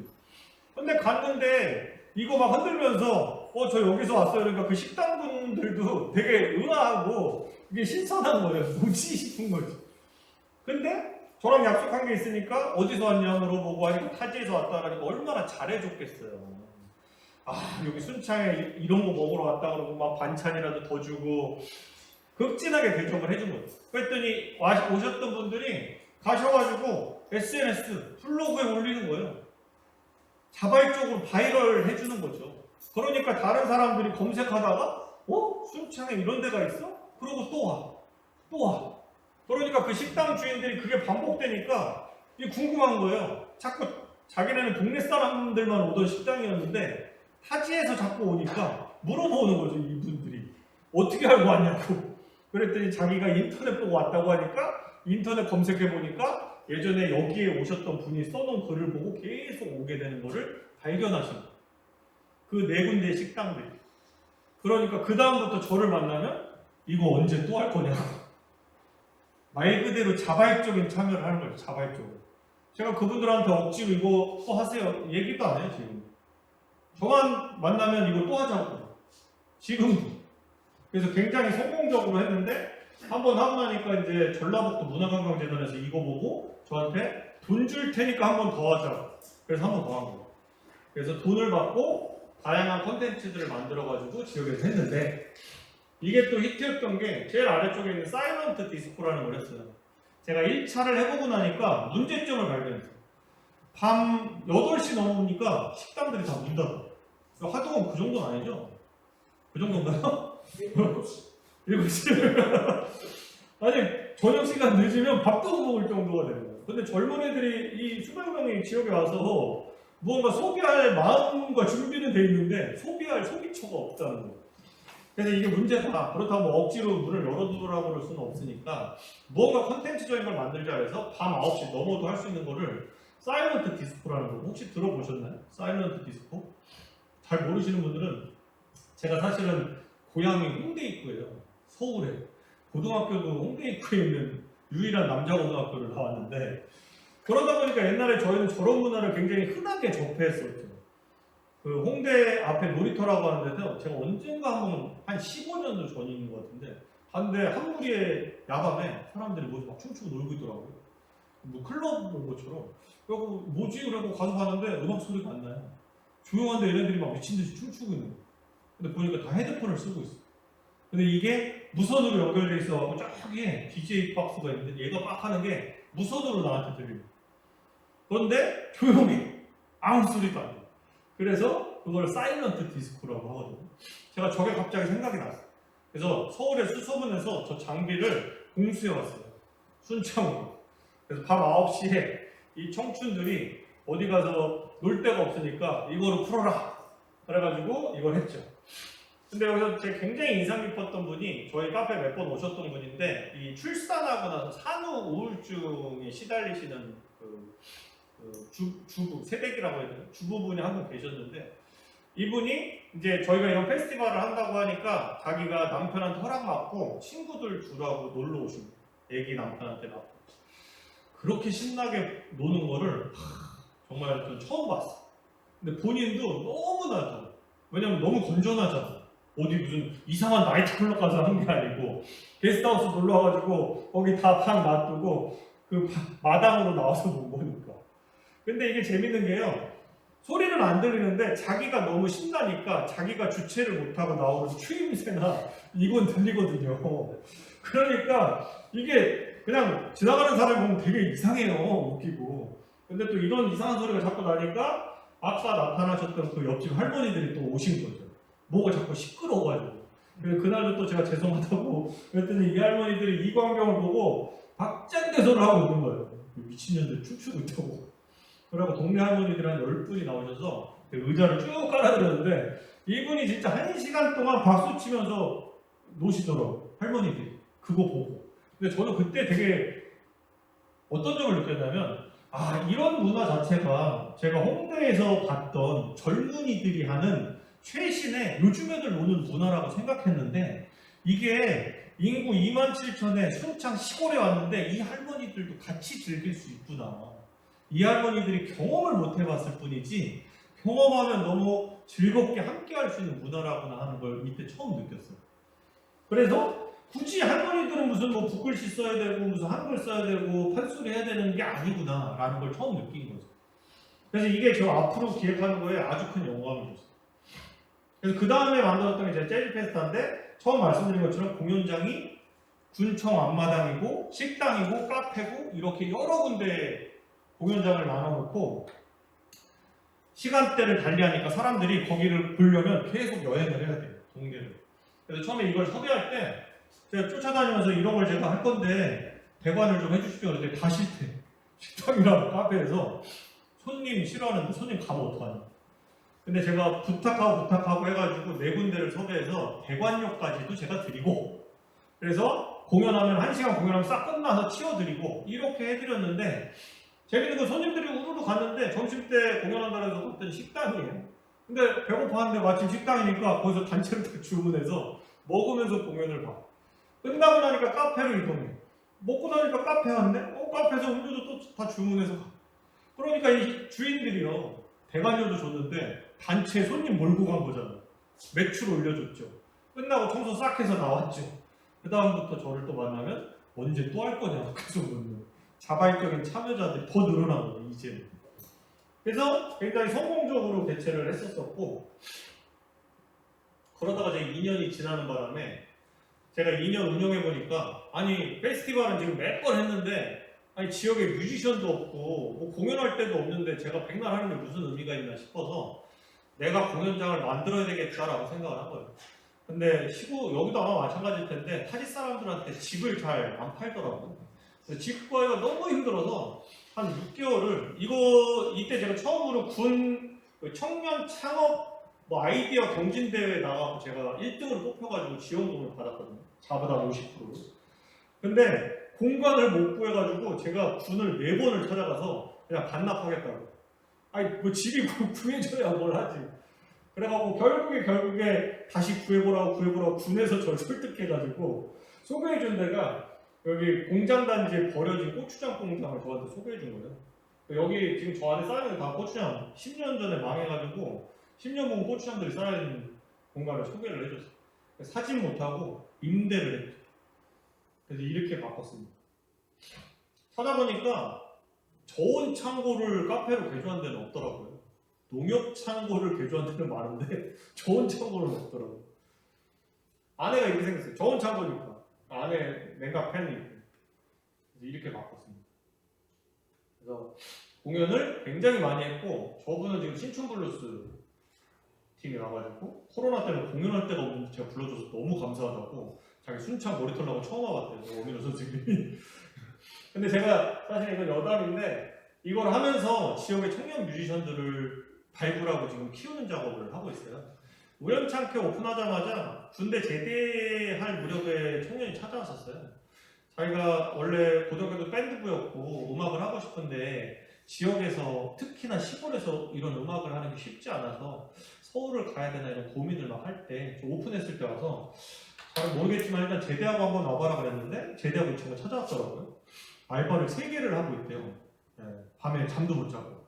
왜 그러냐 그랬더니 서울 가서 음악해야 하는데 서울은 물가가 비쌀까봐 돈을 많이 벌어서 가야 된다는 거예요. 저는 근데 그게 이해가 안 되더라고요. 저 평생 서울에서 살다가 내려왔는데 아니 요즘 같은 세계 시대에 꼭 음악 하려면 서울을 가야 되는 건가라는 생각이 들어서 외로 그 친구한테 너 그냥 내가 잘은 모르지만 나랑 같이 한번 해보자. 내가 여러 가지 방법을 좀 알려줄게. 해서 이 청년을 여기 순창에 그 정주하게 만들고 원래 순창 아니니까 제가 소공연장은 지자체장이 승인하면 돼요. 소공연장으로 등록이 돼 있어요. 지자체장이 승인한. 근데 소공연장으로 등록이 돼 있으면 뭐가 좋냐면 정부의 소공연장 지원 사업들이 굉장히 많아요. 그래서 문체부에서 하는 예산들이 또 많습니다. 그래서 그런 예산을 또 제가 적절하게 따서 저런 사람들을 부르는 거죠. 그래서 그 친구들 계속 제가 무대에 세워줬어요. 그리고 이런 독특한 공간에 이런 공연장을 만들어 놓으니까 외부에서 사람들이 굉장히 많이 공연도 하기를 원하기도 하고 유명인들도 많이 왔어요. 그래서 이분들 처음에 모실 때도 제가 그랬어요. 지역에 이 군 단위에 음악을 하는 게 굉장히 어렵다. 근데 이 친구들 이런 분들을 사실 만날 기회도 흔치 않아요. 서울에 있어서도 못 만날 거 아니에요. 근데 지역에 오셨으니까 우리 청년들하고 무대에서 한 노래 정도만 같이 해주실 수 있냐고 부탁을 드렸는데 이분들 너무 흔쾌히 오케이를 해주신 거예요. 그래서 그 친구들 불러서 니네 신촌블루스 아냐? 이렇게 모르는데 그래갖고 야 찾아보면 엄청 유명한 사람이야. 그래서 골목길이라는 노래를 니네들이 연습해서 커버를 같이 해라 했더니 같이 불러주셨어요. 저는 그때 너무 소름 돋았어요. 내가 이거 하는 이유가 이런 거구나. 그래서 이 친구들이 이분들하고 같이 공연하고 기타에 사인 받고 그 다음에는 G.O.D의 손호영하고 김태우가 왔었거든요. 같이 또 촛불 하나를 여기서 부른 거예요. 그리고 제가 테레비 무언가 이런 뭐 찍으러 온다 그러면 무조건 걔네들 불러서 공연 무대 세요. 지역에 이런 청년들이 있으니까. 지금 그래서 알바 다 때려치고 공연만 다녀서 먹고 살 정도가 됐어요. 그래서 정규 앨범도 올 겨울에 나왔고 2년 만에, 3년 만에 그렇게 성장해서 2명이 됐어요. 2명이 팀을 이뤄가지고 지금도 계속 공연하고 있고 제가 계속 다양한 방법들을 알려줘.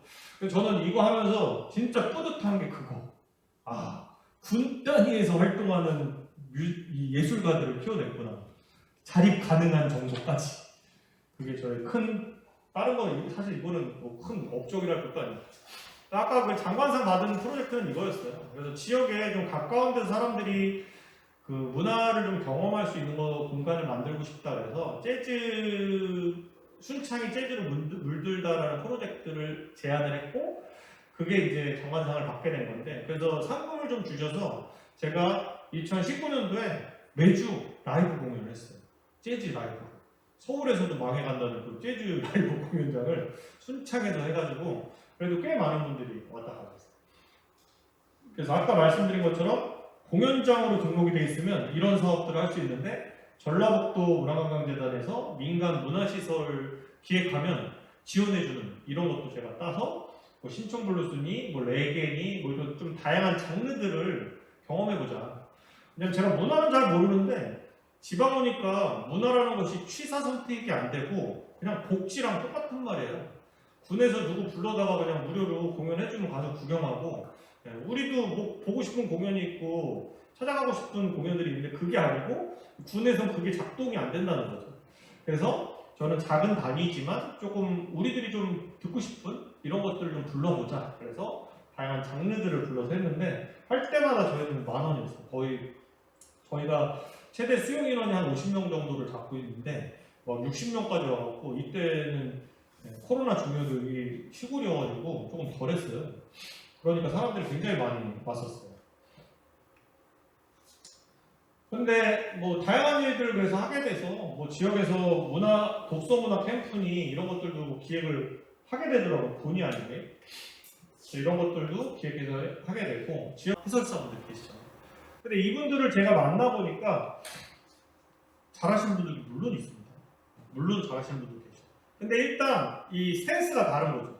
저희는 민간 업체에서 돈을 받고 이 손님들을 케어해가면서 하는 것과 하루에 한 6만 원, 7만 원 정도의 활동비를 받으시고 지역에 와서 한 타임을 강연하는 거하고는 호흡도 다르고 이끌어가는 게 다르다는 거죠.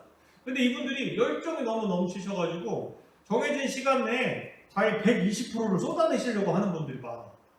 근데 사실 구경 온 사람들은 그렇게까지 알기 원치 않거든요. 그럼 지루해지기 일색인 거죠. 아주 흥미롭고 재미난 이야기가 아니라. 근데 순창이 이런 관광지인데 문화해설사 분들이 투어버스에 올라서 탄들 그걸 누가 돈 내고 타겠냐 이거. 그걸 누가 돈 내고 탈 이유가 없는 거예요. 그래서 저보고 어떻게 해야 되냐. 그래서 제가 그랬어요. 그러면 그냥 가이드를 수채 외국 사람 써라. 이런 지자체가 어딨냐. 외국 사람 쓰라고. 이 공무원이 핏이 묻더라고요 저한테. 아이디어는 좋은데 그런 사람이 어디가 있냐고. 그리고 제가 소개해줬어요. 제 친구였거든요. 광주 게스트하우스에서 1년이라고 워킹홀리데이 비자로 와 있던 애인데 비자가 만료돼서 프랑스로 돌아가기 직전에 친구를 손잡고 와서 너 순창에서 가이드 한번 해볼래? 데리고 와서 담당자 저희 계장님 미팅을 시켰더니 계장님이 너무 만족하시는 거예요. 왜냐면 이 친구가 관광 전공을 하기도 했지만 그 유튜브를 또 운영하고 있었어요. 외국 사람한테 전라도를 알리는 전라도라는 유튜브 채널을 자기가 촬영해서 편집할 수 있는 능력이 있었어요.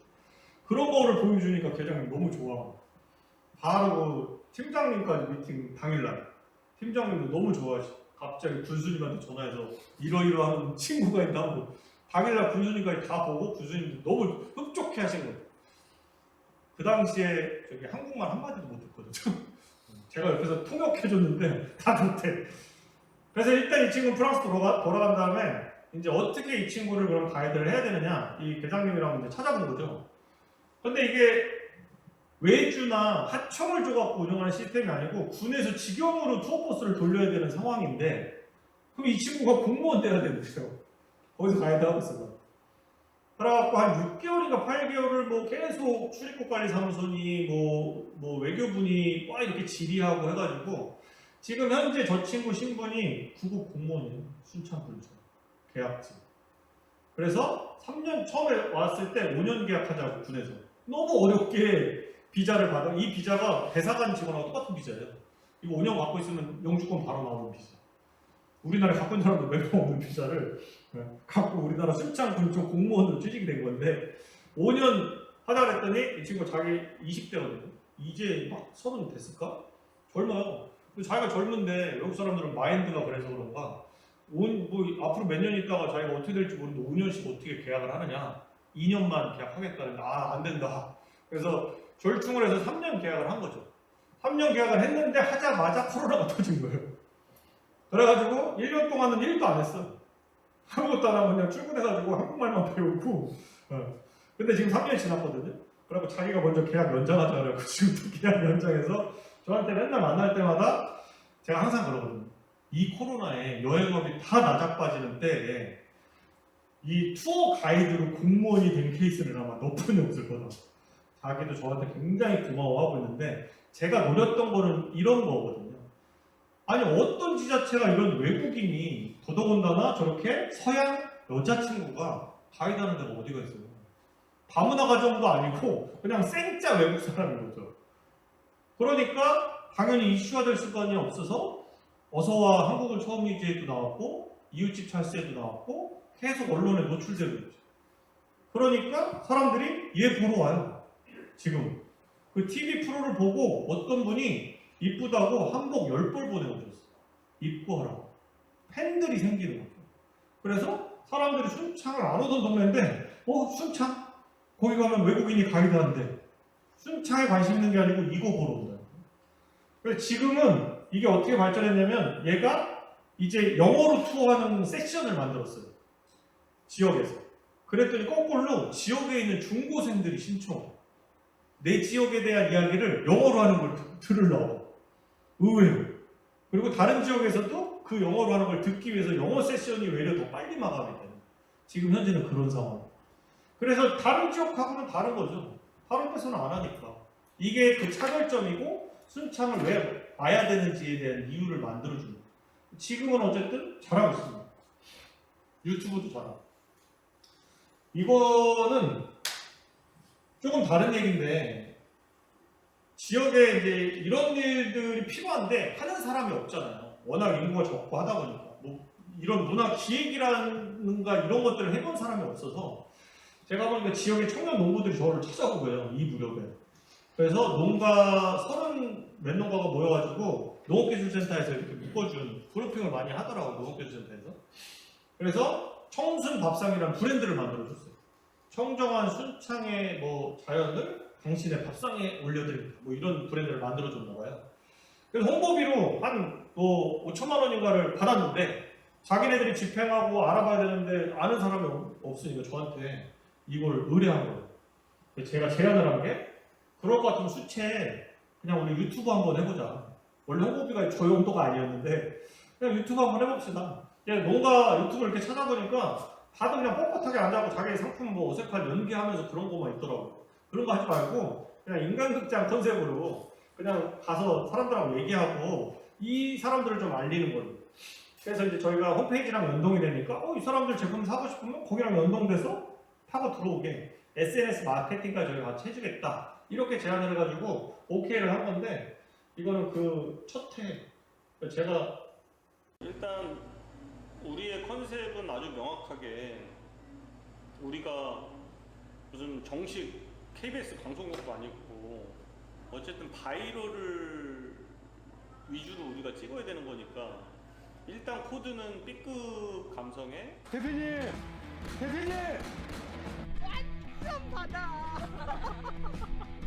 병맛 컨셉으로 가는 게 나는 맞다고 생각이 들어요. 왜 죽였어? 비 좀 온다고 쉬고 있자. 어쨌든 내가 사전 답사는 하고 왔으니까 앞으로 자연 씨가 책임지고 병맛 코드를 풀어낼 수 있을 것 같아요. 반가워. 보신 것 같아요. 막 걸러먹는다. 우리 자연님 인재수 출신이잖아요. 준비된 인재수 출신입니다. 여기 목표가 일단 인재숲 들어가는 거. 인재수 들어가기 위해서 못하니게 하는 건가? 그래서 어떡할 거야 유튜브. 자, 그래서 어쨌든 우리 목표를 크게 잡아야지. 지금 유튜버 100만. 일단 순창 국민이 3만이니까 3만 원. 3만 원. 순창 국민을 뛰어넘어야 되는 거잖아. 순창 토박이도 몰랐던 순창의 모습. 여기 이렇게 꽂아야 될 것 같은데. 주부모님 하나 있고. 주부 아니잖아. 근데 그냥 같이라고. 제안은 그걸 추구해요. 주 5일. 농무원. 깐데까? 되게 꿈 크신데 계획이 별로 없는데요. 그러니까 일단 목표를 그렇게 잡고 들킴. 연장해갖고 2년 했어요. 2년 하고 지금은 그 SNS를 담당했던 업체에서 이게 이제 바이럴이 계속 일어나고 유튜브라는 게 한 번 이렇게 쌓아놓으면 계속 유입이 돼요. 근데 이게 코로나가 터지면서 저희 농가 중에 달팽이를 사육하는 농가가 있어요. 근데 뭐 어떤 초등학교 교과 중에 무슨 달팽이 관련된 교과가 있나 봐요. 갑자기 유입되는 유입자 수가 폭발적으로 증가를 하게 된 거예요. 달팽이 콘텐츠를 가지고. 그러다 보니까 이게 자연스럽게 좀 알려지게 돼서 지금은 뭐 네이버 밴드도 운영하고 유튜브 콘텐츠 지금 안 만들고 있어요. 다 만들어 놓은 거 갖고 계속 바이럴이 되고. 근데 이제 그 업체에서 지금 맡아갖고 이거를 이제 자기네 원래는 군 지원금을 가지고 해서 지원금이 끝나면 못 하는 거였는데 업체가 자기네들이 홈페이지를 운영해주고 수수료로 할 수 있는 게 이제 그 수익을 자기네가 어느 정도 보장이 되니까 자기네가 해주겠다 그래갖고 지금 무료로 해주고 있는 거죠. 수수료를 가져가는 조건.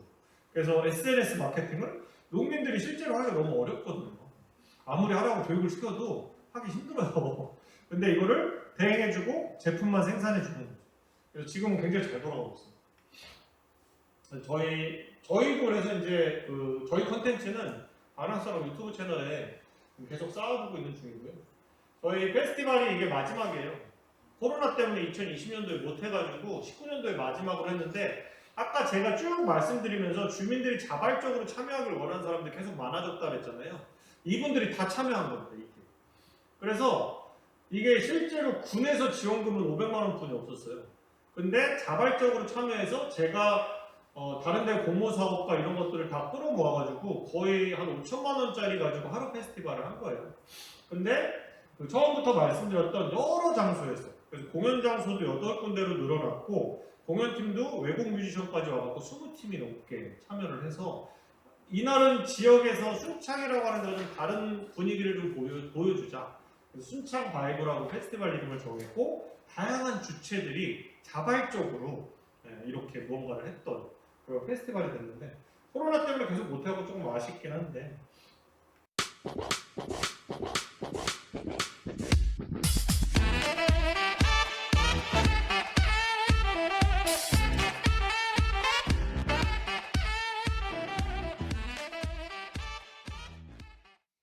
이게 이제 거의 마지막으로 제가 한 건데 이것 때문에 사실 제가 언론에 엄청 노출돼가지고 제가 조금 도망다닐 정도였는데 제가 처음에 말씀드린 것처럼 젊은이들의 문화도 지역에 갔던 할머니들하고의 무언가 연결점이 있다라는 거에 대해서 착안한 이 기획이었어요. 원래는 할머니들을 염두에 둔 게 아니고 지역의 청년들이 자꾸 찾아와갖고 저한테 이러는 것처럼 뭐 고민 상담이나 이런 걸 하다 보니까 저도 이제 고민을 하게 된 거죠. 왜 지역의 청년들이 남아나지 않는가? 가장 큰 문제는 돈벌이가 없으니까겠죠. 양질의 일자리가 없으니까. 그래서 이전에 제가 우리 직원하고 같이 프로젝트를 한번 했어요. 순창에 사는 20대 자녀를 둔 부모들을 10팀을 제가 찾아가서 인터뷰를 한 프로젝트를 했어요. 당신의 자녀가 순창에 살겠다고 하면 어떻게 생각하십니까가 주문이었는데 다 싫대요. 별명. 우리 자식은 여기 순창에 사는 게 싫대. 서울 가야지. 근데 여기에 살아도 되는 이유는 딱 하나? 공무원이거든요. 그래서 공부 좀 잘하고 똑똑한 애들은 다 공무원 돼 있어요. 이미 지역에서. 공무원이 아니면 제가 이 프로젝트를 하는 이유는 뭐였냐면 저희 직원 때문에 직원이 토박이였는데 자기는 너무 재밌게 이런 일을 하면서 지역에서 일을 하고 있는데 부모들은 자기네들을 되게 패배자처럼 보인다는 거예요. 루저처럼 생각을 하고 자기는 너무 즐겁고 행복한데 그래서 프로젝트를 해보니까 저는 사실 충격이었어요. 부모들한테 그렇게 인식이 되어진다는 것 자체. 그렇다고 이제 양질의 일자리를 만들 수는 없으니 최소한 지역에서도 이런 일들을 할 수 있다는 재미와 용기를 좀 심어주고 싶었던 거예요. 그래서 청년들을 모아서 이런 거 한번 해보자 라고 했는데 청년들끼리만 웃고 즐기고 떠드는 건 의미가 없다고 생각을 한 거죠. 왜냐하면 어르신들이 사실은 더 빨리 손을 대고 있어서 그래서 어르신들하고 같이 할 수 있는 컨텐츠를 찾다 보니 이걸 생각하게 된 건데 청년 6명을 모집을 해가지고 두 팀으로 나눠서 마을을 찾아 나서라고 했어요. 그래서 마을에 가서 할머니들을 찾아서 랩을 가르쳐가지고 두 마을이 경연대회를 하는 거예요. 그래서 할미넴이라고 이름을 짓고 두 마을이 재밌게 한번 놀자 해서 6명을 모아서 그 두 팀이 나눠서 각각 근데 어떻게 본의 아니게 면 단위로 저렇게 나누게 돼서 그래서 한 달 동안 10번 이상을 찾아가라는 미션을 줬는데 이 할머니 저희 최고령 할머니가 93세 할머니도 계셨거든요. 이런 할머니들이고 랩을 가르친다는 게 가당키나 해요. 말도 안 되지. 그래서 저희는 오픈된 결말로 우리가 억지로 이 할머니들을 랩 시키려고 하는 게 아니라 관계 형성을 위해서 우리는 하는 거고 지역의 컨텐츠를 만들기 위해서 하는 거니까 할머니들이 아무것도 못해도 상관이 없다. 그냥 가서 할머니들하고 밥이라도 먹고 놀다 오고 밭일도 도와주고 어울리다만 와라. 대신에 옆에 랩 강사가 같이 따라가는 거야. 그냥 그렇게 진행을 했는데 처음에는 그래갖고 제 구린면에 할 때 제가 처음 할 때 가봤더니 할머니들 20명이 와 계시더라고요. 그래서 제가 깜짝 놀라가지고 어우 이 호응도가 너무 좋구나. 할머니한테 어떻게 오셨어요? 그랬더니 청년들이 노래교실 한다고 왔대요. 근데 노래교실 할 때 듣도 보도 못한 노래 가르쳐주니까 두 번째 날은 2번 오셨더라고요. 근데 계속 이제 이야기하고 하다 보니 참여도도 좋아지고 한 5번 넘어간 다음에는 할머니들이 이제 자각하기 시작하셔서 마지막 날에는 두 마을이 경연대회 한다고 저희가 얘기를 했거든요. 그러니까 그 마을에 질 수 없다. 그러면서 할아버지들까지 같이 나오셔가지고 할아버지 옆에서 막걸리 드시고 막 응원하고 박수 치면서 되게 재밌는 컨텐츠가 만들어졌는데 관련된 건 다 유튜브에 올려져 있고 저희는 사실은 다큐 영화로 찍었어요 이거를.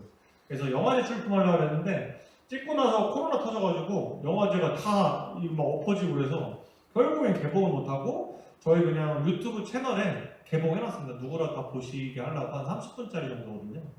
근데 요거를 예고편만 해서 여기서 제가 보여드릴게요.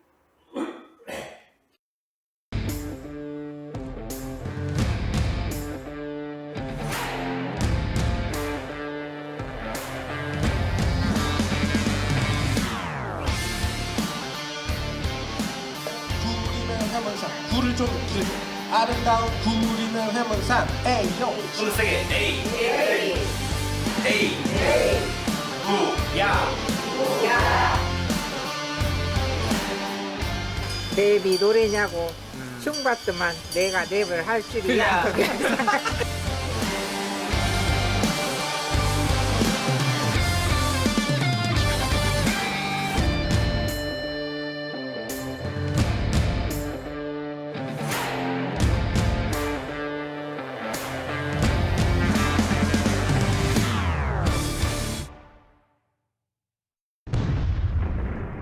공연하는 할머니들이 옷도 다 맞춰 입고 오시고 심지어 저 중에 한 분은 그 싱글 녹음도 했어요. 직접 가사를 쓰셔가지고 그 두릅 농장 하시는 할머니가 자기가 가사를 달력 뒤에다가 빼곡하게 써가지고 그 래퍼가 와 이거 너무 좋다고 이거는 싱글 녹음해야 되겠다 그래갖고 자기 작업실 데리고 가서 두릅송이라는 거를 녹음했는데 근데 그 두릅이라는 게 비트를 좀 빨리 얘기하니까 정말 랩 같더라고요. 그래갖고 저희 유튜브 채널에 보시면 두릅송 나와 있거든요. 근데 그걸로 제가 어디까지 생각을 했었냐면 마침 그 순창이 두릅이 굉장히 유명하대요. 그래서 전국에서도 제일 생산을 많이 하고 있고 그래서 롯데마트하고 심지어 그 할머니가 순창에서 제일 큰 두릅 농장을 하시는 분이어서 전량 롯데마트로 이제 이게 바로 넘어간다고 하더라고요. 그래서 롯데마트에 그러면 거꾸로 제안을 해서 이거를 소스를 쓰게끔 하자라는 얘기까지 했는데 이게 시기가 두릅 농사 시기를 놓쳐버리니까 이 타이밍을 놓친 거예요. 두릅 나올 때 이게 딱 됐으면 저희가 사전에 이렇게 했을 텐데 그런 것까지도 가능하다는 생각을 한 거죠. 근데 왜 제가 이것 때문에 알려지게 됐냐면 이 무렵에 전주 KBS PD가 저를 찾아와가지고 자기가 무언가 다큐멘터리 하나 만들어야 되는데 소스가 없어서 저를 찾아온 거예요. 제가 이걸 진행하는 걸 듣고 찍고 싶어서 저한테 이제 얘기를 했는데 제가 그 방송을 많이 찍어보니까 PD들은 너무 자기 입맛에 맞춰서 찍으려고 해서 저는 이제 내가 생각하는 것은 그런 방향이 아니어서 고사를 했는데 이분이 소스가 너무 재밌고 아까우니까 자기가 다른 사람들 섭외해서 찍었어요. 그래서 전주 KBS의 그 순창 할미넴이라는 다큐멘터리를 찍었는데 이게 대박이 난 거예요. 그래서 무슨 외국의 어디 뭐 다큐멘터리 뭐 에미상 같은 데에서 상 받고 막 그런 거예요. 사람들이 그것 때문에 엄청 알려지게 되니까 검색하면 다 제가 나오니까 다 저한테 전화 오는 거죠. 기획자 그것 때문에. 그래서 지금도 연락을 너무 많이 받고 있는데 그래서 방송국에 이 할머니들 제가 소개 많이 해줬어요. 그래갖고 이 할머니들도 방송 엄청 많이 나오시고 지역에 어쨌든 무언가 좀 활력 있는 이런 프로젝트에 많이 보여드렸죠. 아까 제 PD를 했다고 말씀을 드렸는데 이거는 저희 지역에서 하동도 관광도에 PD가 있죠? 없어요? 원래 없었나요? 하동? 그래요? 근데 뭐 관광도의 PD는 누구라도 지원하실 수 있으니까 이것도 저는 뒤에 거랑 같이 가는 것도 좀 나쁘지 않다고 보거든요. 근데 이제 지금 관광공사에서 주관하다 보니까 여러 가지 조금 제약들이 많아져 갖고 그렇긴 한데 어쨌든 관광도의 PD도 지원을 할 수 있는 여러 가지 역량들이 있고 해드릴 수 있는 건들이 사실 많아서 저는 지역에 5군데 사업체를 제가 발굴하고 육성하고 키워드렸는데 그 중에 가장 좋은 평가를 받았던 팀이에요. 지역에 이제 귀농한 그 청년들이 모여서 오래된 방앗간을 인수해서 소농들의 가치를 뭐 이어가는 이제 이런 프로젝트를 하는 건데 저희가 크라우드 펀딩 지원을 해드려가지고 그거 관련 영상을 이제 찍은 건데 이런 것들이 그 관광들의 PD가 하는 일이다 뭐 정도로 이해를 하시면 됩니다.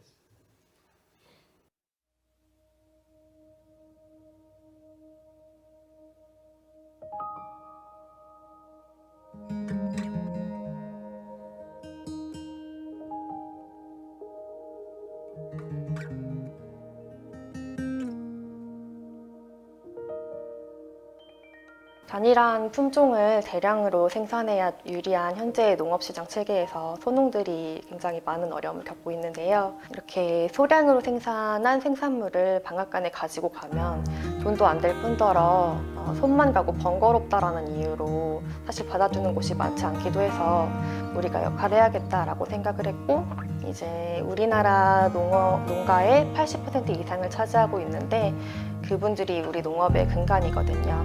그래서 그분들이 바로 설 수 있어야지 한국의 농촌 공동체가 유지될 수 있고, 순창 소농들을 위한 공간을 만들고 싶었던 이유와, 그리고 순창 소농들이 생산한 쌀로 쌀빵을 만들던 복길이 함께 먼저 손을 잡게 됐고요.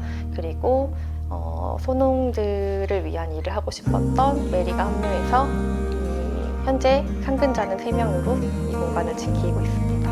현재는 이제 소규모의 농사를 지으면서 땅을 해치지 않고 건강한 먹거리를 생산하는 소농들이 이용할 수 있는 편의 공간으로 운영되고 있고, 그리고 순창 소농들의 이야기가 담긴 쌀빵과 기름을 팔고 있어요.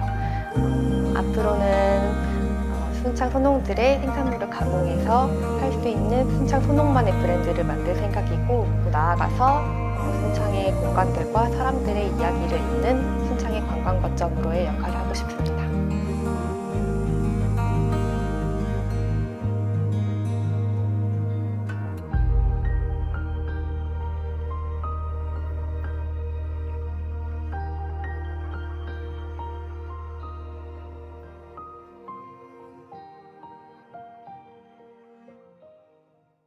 이런 일들을 하는 게 광화그래 PD인데요. 하도 어쨌든 뭐 광화그래 PD가 되면 지역에 이런 사업체들을 발굴하는 일들을 할 수 있는 게 PD의 역할입니다. 지금은 이 앞전까지 5년간 해오면서 제가 지역의 도시재생과에서 이런저런 부탁을 하고 강연도 하고 센터에도 뭐 가고 프로젝트를 참여를 하다 보니까 전국 지자체에 외려 관광보다는 도시재생과랑 더 많이 접하는 것 같아요. 관광과에서 저를 불러주는 경우는 여기 하동이 처음인 것 같습니다. 관광 파트에서. 그래서 조치원 세종이 전국에서 도시재생 사업을 가장 많이 하는 곳이에요. 다른 데는 이제 농촌이나 이제 그 농업기술센터 쪽에서 하는 사업도 여기 도시재생 사업으로 많이 하더라고요. 그 농촌 중심지 활성화 사업이라든지 이런 것들을 다 도시재생으로 묶어서 하다 보니까 사업 규모가 굉장히 큰데, 이제 여기서 도시재생을 주관하는 이제 사무관님이 저를 찾아오셨어요. 지역에서 이제 어떤 걸 리모델링 하는데 이걸 어떻게 운영을 해나갈지에 대해서 이제 좀 자문을 해주십사 그래서 제가 작년부터 세종을 드나들기 시작했어요. 조치원이라고 하는 곳에. 한 10번 정도를 이제 왔다 갔다 하다 보니까 자원이 사실 너무 많은 거예요. 제 순창에서 굉장히 척박하고 아무것도 없는 인구 27,000의 곳에서 웬 땅에 헤딩해가면서 저렇게 만들어놨는데, 조치원은 그냥 그거를 훨씬 뛰어넘는 이게 기본적으로 깔려있다는 거죠. 근데 무언가 컨텐츠를 만든 사람은 없고, 왜 없을까? 여기 더 여건이 좋은데.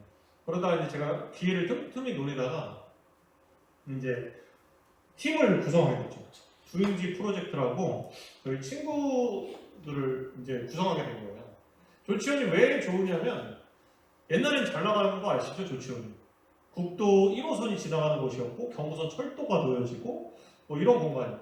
그리고 원래 조선시대 때부터 잘 나가던 곳이었어요.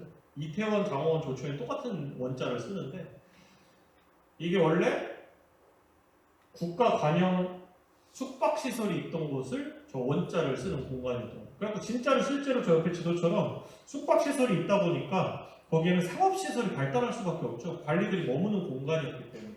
그래서 조선시대 때부터 굉장히 흥하던 동네가 조치원이었고, 실제로 70년대까지도 잘 나가던 곳이었어요. 조치원이. 그래서 여기 아주 유명한 사람들도 많았는데 어느 순간 이게 폭락이 됐죠. 조치원과 대전과 광주광역시가 똑같이 읍으로 승격됐습니다. 근데 대전과 광주는 광역시가 됐는데 조치원은 여전히 읍이죠. 그 순간부터 그냥 무너진 거예요. 그래서 조치원이라고 하는 동네에 심지어 그 길가에 읍이었는데도 극장이 4개나 있었대요. 읍에. 아마 여기 하동은 읍에서 제일 잘 나갔을 때도 극장이 하나 있었을까 말까 했을걸요? 그죠? 없었어요? 여기는 극장이 4개 있었다는 거죠. 연기군 시절에. 그러니까 굉장히 잘 나가던 동네인데 지금 완전히 쇠락해버려요. 아무것도 안 나와요. 그래서 저희가 이러한 다양한 그 마스터 플랜을 가지고 저기 보이는 두잉지 프로젝트라는 팀을 결성하게 됐습니다. 두잉지는 그 연기군이 백제시대 때 지명이 두잉지현이었어요. 그래서 저희가 이름을 두잉지라고 한 거죠. 얼핏 들으면 영어 같잖아요. 근데 저게 한자어예요. 두물머리랑 아마 같은 말입니다. 그게 두 가지 물줄기가 같이 와서 흘렀다는 뜻의 두잉지인데, 그래서 조치원 문화정원이라고 하는 공간에 한 3,000평 되는데 여기를 위탁 운영하는 업체를 뽑는 게 이제 입찰로 나왔어요. 그래서 저희가 두잉지 프로젝트 팀에서 입찰에 참가를 한 거죠. 그래서 앞에 사진으로 보셨던 그 공간을 이 공간을 저희가 위탁 운영 5년간, 올해부터 2026년까지. 그래서 이거 실제로 정수장으로 쓰던 공간이었어요. 그래서 일제시대 정수장 건물이 있고, 이게 1935년도에 우리나라의 1930년대 일제시대에서 그 정수장을 막 짓기 시작했대요. 근데 당시 여기에 뭐 군사 요충지기도 했고, 왜냐하면 러일 전쟁 치르기 위해서 그 경부선 철도가 지나가는 길이었는데 물자를 수송해야 되는데 여기 이런저런 뭐그 괴질이랑 이런 전염병들이 도니까 식수에 문제가 있다는 걸 파악한 거죠. 그래서 다른 지역보다도 굉장히 빠르게 지역에 정수장이 만들어진 거예요. 근데 35년도에 걸리게 됐는데 실제로 2013년도까지 운영됐대요. 그래서 이게 문 닫은 지가 얼마 안 된 거죠. 그래서 여기를 폐산업시설 문화재생 프로그램을 공모를 해서 사업을 따서 시에서 55억을 들여가지고 이 공간을 만들어놨는데, 처음에 위탁을 받았던 업체에서 너무 운영을 못한 거죠. 1년도 안 돼서 쫓겨나고 코로나 때문에 1년을 버려졌다가 저희가 신규로 들어가게 된 거예요. 지금은 만족도가 너무 높죠. 지금 저희가 카페 오픈하고 나서는 지금 2달 동안 방문객이 한 2만 명 정도 돼요. 그 전에 개미새끼 한 마리 없었고 노숙자들이 막 와 있었어요. 55억 들어갖고 노숙자 쉼터를 만드는 그런 공간을 지금은 주말이면 이 잔디밭에 새까맣게 사람들이 앉아있어요. 코로나에도 저희는 상관없어요. 공연 계속하고 있는데도 사람들도 계속 와요. 그래서 저희는 큰 문제가 없을 정도로 운영이 지금 되고 있어요. 그래서 당연히 여건이 좋을 수밖에 없는 게 주변에 이런 도시들을 끼고 있기 때문에 그래요. 순창은 뭐 광주, 전주 합쳐봐야 뭐 200만 조금 넘을 정도? 뭐 이 정도인데 여기는 뭐 기본적으로 한 380만 원 깔고 가는 거고, 그리고 저희가 타겟팅한 건 세종은 우리나라에서 가장 젊은 도시예요. 평균 연령이 지금 38세 정도 되거든요. 공무원들이 많고 자녀들을 동반한 30, 40대 가정들이 굉장히 많죠. 그래서 그걸 저희는 타겟팅을 한 거죠.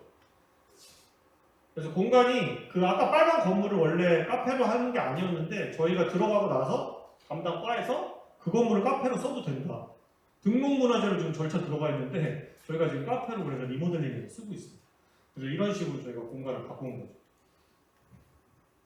그래서 조금 독특하게 운영을 하고 있고, 근데 이게 이 운영하는 게요, 저희가 그 관리 위탁이다 보니까 청소, 뭐 인건비로 그래서 사무장하고 청소 인력 2명 이 정도뿐이 없어요. 비용 자체가 프로그램 운영비가 없는 용역이에요. 그러니까 이 사람 저 사람 안 달려드는 거죠.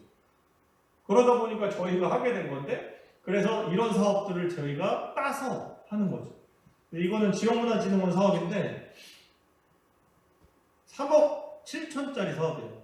청춘마이크 사업이. 저희가 15개 주관사 중에 한 군데로 선정이 돼서 이 조치원 문화정원하고 순창 방랑사롱을 연결하는 이원 생중계라는 조금 남들이 안 하는 그런 그 기획으로 저희가 따서 이렇게 지금 운영하고 있어서 지금 한 달에 2번씩 저렇게 밑에 보이시는 것처럼 저 공간에서 공연으로 계속 컨텐츠를 채워넣고 있는 중입니다. 그래서 저희는 사실은 조치원에서 시작을 해서 말 그대로 옛날에 원예 기능을 가진 그런 곳까지도 생각을 하고 있어서 이거를 중심 거점으로 해서 제2, 제3의 거점까지 만들어서 다양한 좀 흔히 아시는 로컬 크리에이터 같은 다른 데 없는 이런 상점들이나 가게 또는 어떤 콘텐츠를 가진 이런 것들을 다거점에서 만들려고 지금 하고 있고, 그래서 아마 내년쯤에는 저희가 뭐 2호점의 개념은 아니지만 조치원을 조금 더 재밌어지는 도시로 만들기 위한 어떤 그런 프로젝트를 지금 하고 있고, 저희가 혼자 할 수는 없어요. 그래서 저희가 다양한 주체들하고 지금 함께 하고 있고, 도시재생 센터라든지 도시재생 현장 지원센터라든지 창조경제혁신센터라든지 관련 실과 지금 유기적으로 관계를 맺고 있고, 그리고 저희는 지금 포지셔닝이 굉장히 잘 된 게, 아마 여기도 지자체 분들은 없으시죠? 지자체 분. 제가 설마 지자체까지는 안 왔죠? 근데 순창에 있다 보니까 그런 지점들이 있더라고요. 외려 순창에서는 저를 전문가로 인정하지 않아요. 외려 순창을 제외한 거의 대부분의 지역은 저를 전문가로 불러주고 이야기를 하는데, 순창에서는 저를 안 불러줘요. 그리고 왜 그런가 하고 봤더니 순창 예산을 안 받아서 그런가. 외려 거꾸로 다른 데 예산을 갖다가 순창에 저는 계속 컨텐츠를 만들고 있는데 순창에서는 잘 모른다는 거죠. 이상하게. 근데 여기는 포지셔닝이 잘 된 게, 애초에 도시재생과 사무관님이 저를 불러갖고 제가 여기 오게 된 거예요. 그러다 보니까 처음부터 오실 때부터 저를 계속 전문가라고 인정을 해주시고 대우를 해주셨는데, 여기 위탁 운영을 하다 보니까 주체가 시잖아요. 이건 문화예술가예요. 그러니까 문화예술가의 저에 대한 PR을 엄청 해주시게 된 거죠. 그러니까 문화예술가에서도 저를 전문가로서 다른 데 자꾸 저한테 알려주시고 다른 자리에 저를 소개해주고, 이렇게 포지셔닝이 되다 보니까 당연히 중간지원 조직의 센터라든가 이런 것들이 유기적으로 돌아갈 수밖에 없고, 시에서 진행하는 다양한 문화예술 프로젝트들이 있는데 저를 계속 PM 내지는 이제 자문단으로 저를 자꾸 불러주시는 거죠. 그러니까 저를 거꾸로 잘 활용하고 계신 거죠. 왜냐하면 저는 똑같은 일을 하고 있을 뿐이에요, 사실은. 순창이나 여기나.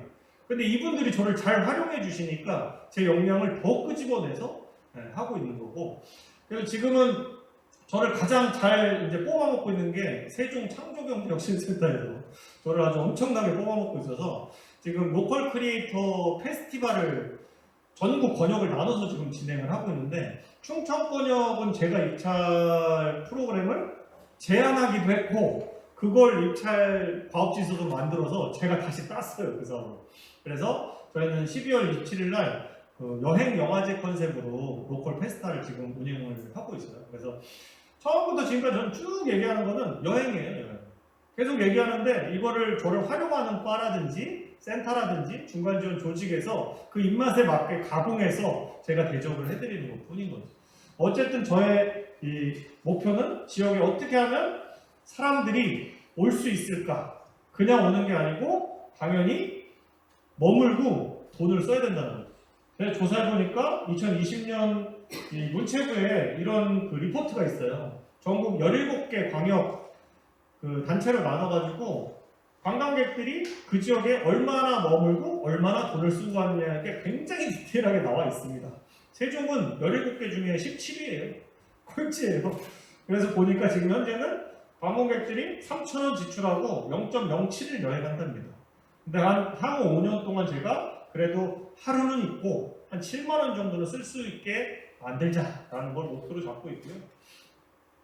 그래서 다양한 프로젝트를 했었고, 여행을 바라보면서 프로젝트를 하다 보니까 문체부라든지 뭐 중기부라든지 국토부라든지 저를 바라보는 시각들이 굉장히 다양한데, 저는 계속 여행만 얘기하고 있으니 이들이 봤을 때는 굉장히 독특하고 신기하게 보여지는 것 뿐인 거죠, 제가 봤을 때는.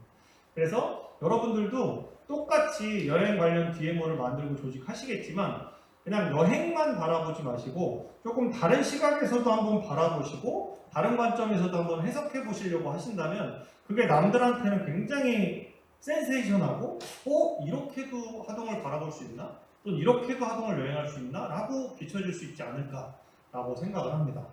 이상 강연을 마치도록 하겠습니다. 감사합니다.